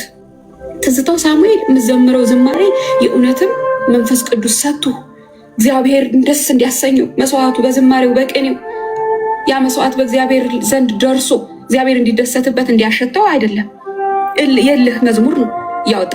ማርያም ምን አለች? ጌታዬ ነው አለች። ነይ ናና ኢየሱስ። እውነትም ይሄ ዝማሬ ኢየሱስ ክርስቶስን ያከብረዋል ብለህ አይደለም ያመጣው፣ የእልህ ነው። ስለ ኢየሱስ ክርስቶስ አዳኝነት፣ ስለ ኢየሱስ ፍቅር በማስተዋልና በጥበብ ኦርቶዶክሶች ኢየሱስን ይበልጥ እንዲወዱት፣ ወደ ኢየሱስ ይበልጥ እንዲጠጉ፣ ወደ ኢየሱስ እንዲመጡ አድርገህ ለ15 ሰከንድ ስትሰብክ ሰምቼ አላውቅም። ከእነሱ ጋር እንዲሁ እየተሳለክ እየተሳሳክ እያላገጥክ እልህን ስትወጣ ነው የማየው። ምን አይነት ነገር ውስጥ እንደገባ ጭራሽ ብለበለ ደግሞ አሁን ደግሞ ከሐሰተኛ ነቢያት ጋር ግሩፕ ፈጥራል። ወዴት እየሄድክ ነው? እየጣፋ ነው። ተመለስ። ትዝታው ሳሙኤል በጋሻው ስብከትህን ወደው ነበር በፊት። በጋሻው እግዚአብሔር እንዴት ሩሩህ እንደሆነ መሐሪ እንደሆነ ፍቅር እንደሆነ ኢየሱስ ክርስቶስ እንዴት ጠላቶቹን እንኳን ይወድ እንደነበረ እንዴት ከሰው ልጆች ከሚጠሉት ጋር ተቀራርቦ አጎንብሶ ያገለግላቸው እንደነበረ በአንተ ላይ ኢየሱስን ማሳየት ሲገባ የስንት ዘመን ቂምህን ተሸክመህ እስከ ዛሬ ድረስ ተቀምጠ ሰዎች እየሞቱ ህፃናት እየተገደሉ አዋቂዎች እየሞቱ በሰው ደም ላይ ቆመህ እግዚአብሔር እየተበቀላቸው ያንተን መጽሐፍ ስላቃጠሉ እየተበቀላቸው እንደሆነ ስትናገር ትንሽ እንኳን የማታፈር ምን ልታደርጉ ነው የመጣችሁት? በዚህ ተቋም ውስጥ ከተቋም ተቋም ነው የተዘዋወራችሁት ወይስ ልባችሁ ነው የተቀየረው? ራሳችሁን ጠይቁ። ኢየሱስ ፍቅር ነው። ሌሎቻችሁም እየመጣችሁ እንዲህ የምትባሉት እንዲህ ቤት እያላችሁ የምትቦጫጨቁት ኦርቶዶክስ መጽሐፍ ቅዱስን እንድትሰብክ ክርስቶስ ኢየሱስን እንድትናገር በቃ ክርስቶስ ኢየሱስ ጎልቶ እንዲወጣ እንጂ እንዲጠፉ አይደለም። በፍቅሩ ማለው ወደ ኢየሱስ እንዲጠጉ ኢየሱስን እንዲሰብኩ ሌላው ላይ ያለው አቴንሽናቸው ተነስቶ ክርስቶስ ላይ ብቻ ፎከሳቸው እንዲሆን ይህንን በፍቅር እንድንነግራቸው የኢየሱስ ፍቅር ዲፕሊ እንዲገባቸው ፎከሳቸው ኢየሱስ ላይ ብቻ እንዲሆን የምናደርግበት መንገድ ነው ወይስ ዲቤት እያላችሁ እየገባችሁ አንዱ ማሸነፉን ይህንን ተናገረው ይህንን መለሰለት አፉን ያዘጋው ያኛው ደግሞ ይላል ለሀጭ በለሀጭ ነው የማይረግህ እንባ በእንባ ነው የምትሆነው ናገባ ናይዋጣለን። ምን አይነት ስብከት ነው? ምን አይነት ነገር ነው ይህ? ወደ ክርስቶስ ኢየሱስ ነፍሳት እንዲመጡ ነፍሳትን ለማሸነፍ ነው ዊል ለማድረግ በአጠቃላይ የሆነ አንተ ያልከውን ነው እዚህ ያልነውን ነው የደገመችው። በጣም አይ እግዚአብሔር እንደዚህ አይነት እህቶችን አያሳጣን። ኤልያ ነው የምትባለው ኤልያ 11999 የሚል ነው እንትኖ እናቱ እውነት ነው። ያ እኔ እግዚአብሔር ይባርክሽ እናቱ፣ እግዚአብሔር በክብሩ ያስቀምጥሽ። እንደዚህ አይነት አስተዋይ እህቶች ሲኖሩ ደስ ይላል። እግዚአብሔር የምንፋቀርበት የምንዋደድበት እንጂ የምንጣላበት አይደለም። ኤርሚያስ አንተ ጋር የሚገቡትን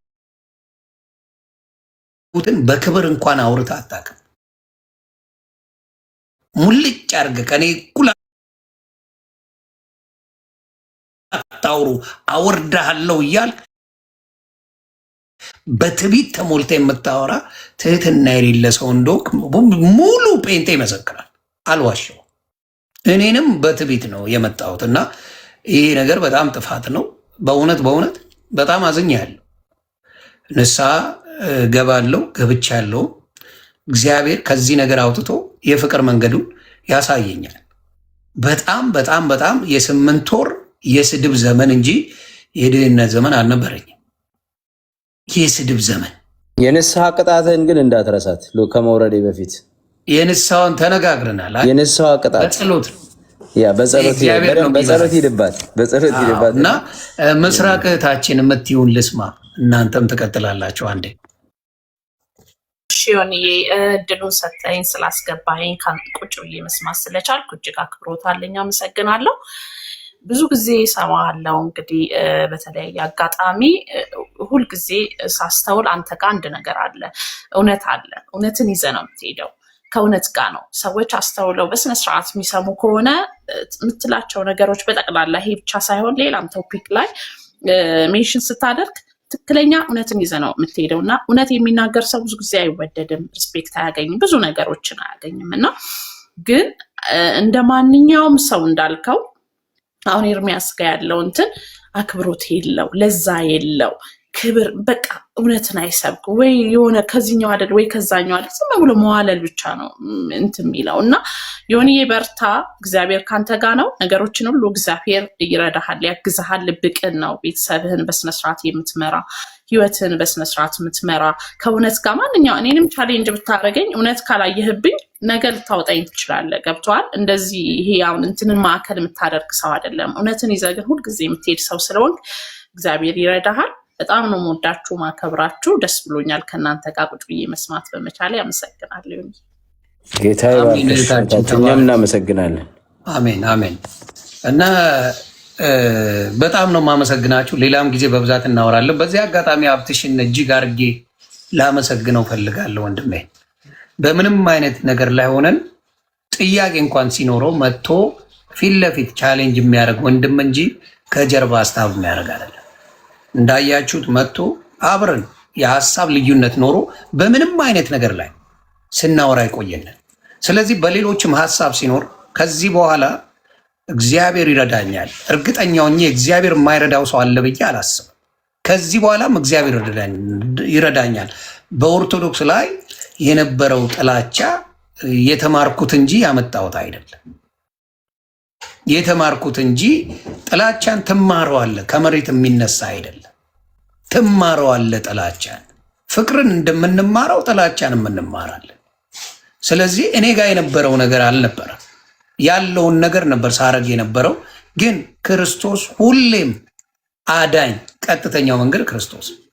ሁላችንም ክርስቶስን ሳንቀበል ብንሞት ሁላችንም ነው የማወራው። ሁላችንም ምን አናረግም አንድንም የሚል እምነቱ አለ። አሁንም በህይወት ላላችሁት ነው፣ ለሞታችሁት አይደለም። በህይወት ላላችሁት ወንድምና እህቶቼ እኔ የማውቀውን ክርስቶስ እኔ ለድራማ ለምን አይደለም፣ ይጠቅመናል። ኦርቶዶክስ ደግሞ ተሰብኳል። አትሰብክም ካልክና ግጠማቸው፣ አውራቸው፣ ተነጋገሩ፣ ችግር የለውም። ክርስቶስ በፍቅር ከሰበክ ነው። አንተ እኮ ታስተምረኛለህ፣ ከአንተ እቀበላለሁ፣ እኔን ትቀበለኛለህ። አለቀ። ምን ያጣላናል? ለምንድን ነው ምንጣለው? ምክንያቱስ ምንድን ነው የመጣየው? አየህ፣ ምክንያቱ ምንድን ነው? አንተ ጋር ያለው መንፈስ የሚቆጣ መንፈስ ነው፣ የፍቅር መንፈስ የለም። ያንን ነው ምለውና ተባረኩልኝ ነው ምለው። ተምዬም እናወራለን፣ ፕሮግራም ይዘን በደንብ በዚህ ጉዳይ ላይ በትልቁ እንነጋገራለን። በርቱልኝ ነው ምለው። እኔም ጥያቄ ሲኖረኝ በደንብ አድርጌ አወራቸዋል። ጻፍልኝ። ስላገኘው ስለተዋወቅኩ ሀብትዬስ ደስ ብሎኛል። ቴንኪው ተሜ፣ እኔም ስላወቅኩ ደስ ብሎኛል። ፎሎ ተደራረጉ። እኔ ፎሎ ተሜ አረጋለሁ ወይ አርገኝ፣ እኔ መልሳለሁ። ምስራቅም እንደዛው ሞር የሚሰራው ፖለቲካ ላይ ነው። እኔ ፖለቲከኛ ነኝ፣ ግን ሲሆን ሚዛናዊ ነገር ይናገራል። ያ ግን ፖለቲካ ብቻውን ለውጥ አያመጣም። ዮኒ ምክንያቱም ሰው ስለሆነ ፖለቲካውም ሃይማኖቱም ማህበራዊ ላይፉም መነጋገር አለብን።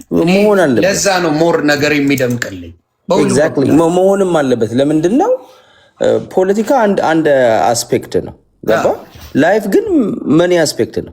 ሌላው የማህበራዊ ጉዳያችን ግድ ነው፣ ሃይማኖታችን ግድ ነው። ብዙ ማለቱ ነው እንጂ ገንዘብ ማለት አይደለም። አበሻ ሚዲያ ላይ እስካለ ሁለገብ መሆን ተገቢ ነው። ሁለገብ መሆን አለብኝ። አንተ ሁለገብ ነህ፣ እኔ እንዲሁም ሁሉም ጋር መሄድ አለብኝ መሆን ስለምችልም ነው። እኔ የምልህ ቫይብ ለብዙ ነገር ጋር ለመጫወት ከባድ ቫይብ የለህም፣ ገባ? ትችላለህ። ስለዚህ ያ ነገር መሆን አለበት። ኤግዛክትሊ። ስለዚህ ብራዘር አመሰግናለሁ። የረጅም ሰዓት ነው፣ ጥሩ ሰዓት ነው ያሳልፈው። አጤንፍ ጴንጤ ወንድምና እህቶቻችን እኛ ኦርቶዶክስ ላይ ጥፋት የሚያጠፉትን የሚናገሩትን እንጂ ሃይማኖት የሁላችንም ሃይማኖት የሁላችንም መጨረሻ፣ በተለይ ጴንጤና ኦርቶዶክስ የእምነታችን መጨረሻ ክርስቶስ ነው። የሚያጣላን ነገር የለም። እናንተ የምታመልኩት ክርስቶስን ነው፣ እኛ የምናመልከው ክርስቶስን ነው። የእኛን ሃይማኖት አክብሩልን፣ የእናንተን እናክብርላችሁ። ይሄ ነው የሚያስፈልገው። ከዛ በተረፈ ፈራጁ እግዚአብሔር፣ ፈራጁ ክርስቶስ ነው። ይሄንን ወቁ። እናመሰግናለን። ማን ነው ዮኒዬ? ነገ ከነገ ወዲያ በሌላ ነገር እንገናኛለን። አመሰግናለሁ። ተሜም ምስራቅም ተመልካቾች ሁላችሁ እናመሰግናለን። ሰላም ክበሩልኝ። ቻው። በቃ ዝጋው። እሺ ተባረክ። የመልካም ሌሊት ይሁንልህ። ቻው። ሰላም ሁኑ። አሜን አሜን። ወደ ራሴ አንዴ ልምጣና እምላችሁ ነገር አለ። በተለይ ለደምረው ነው፣ ይሄን ለደምረው ወንድም አድርሱልኝ።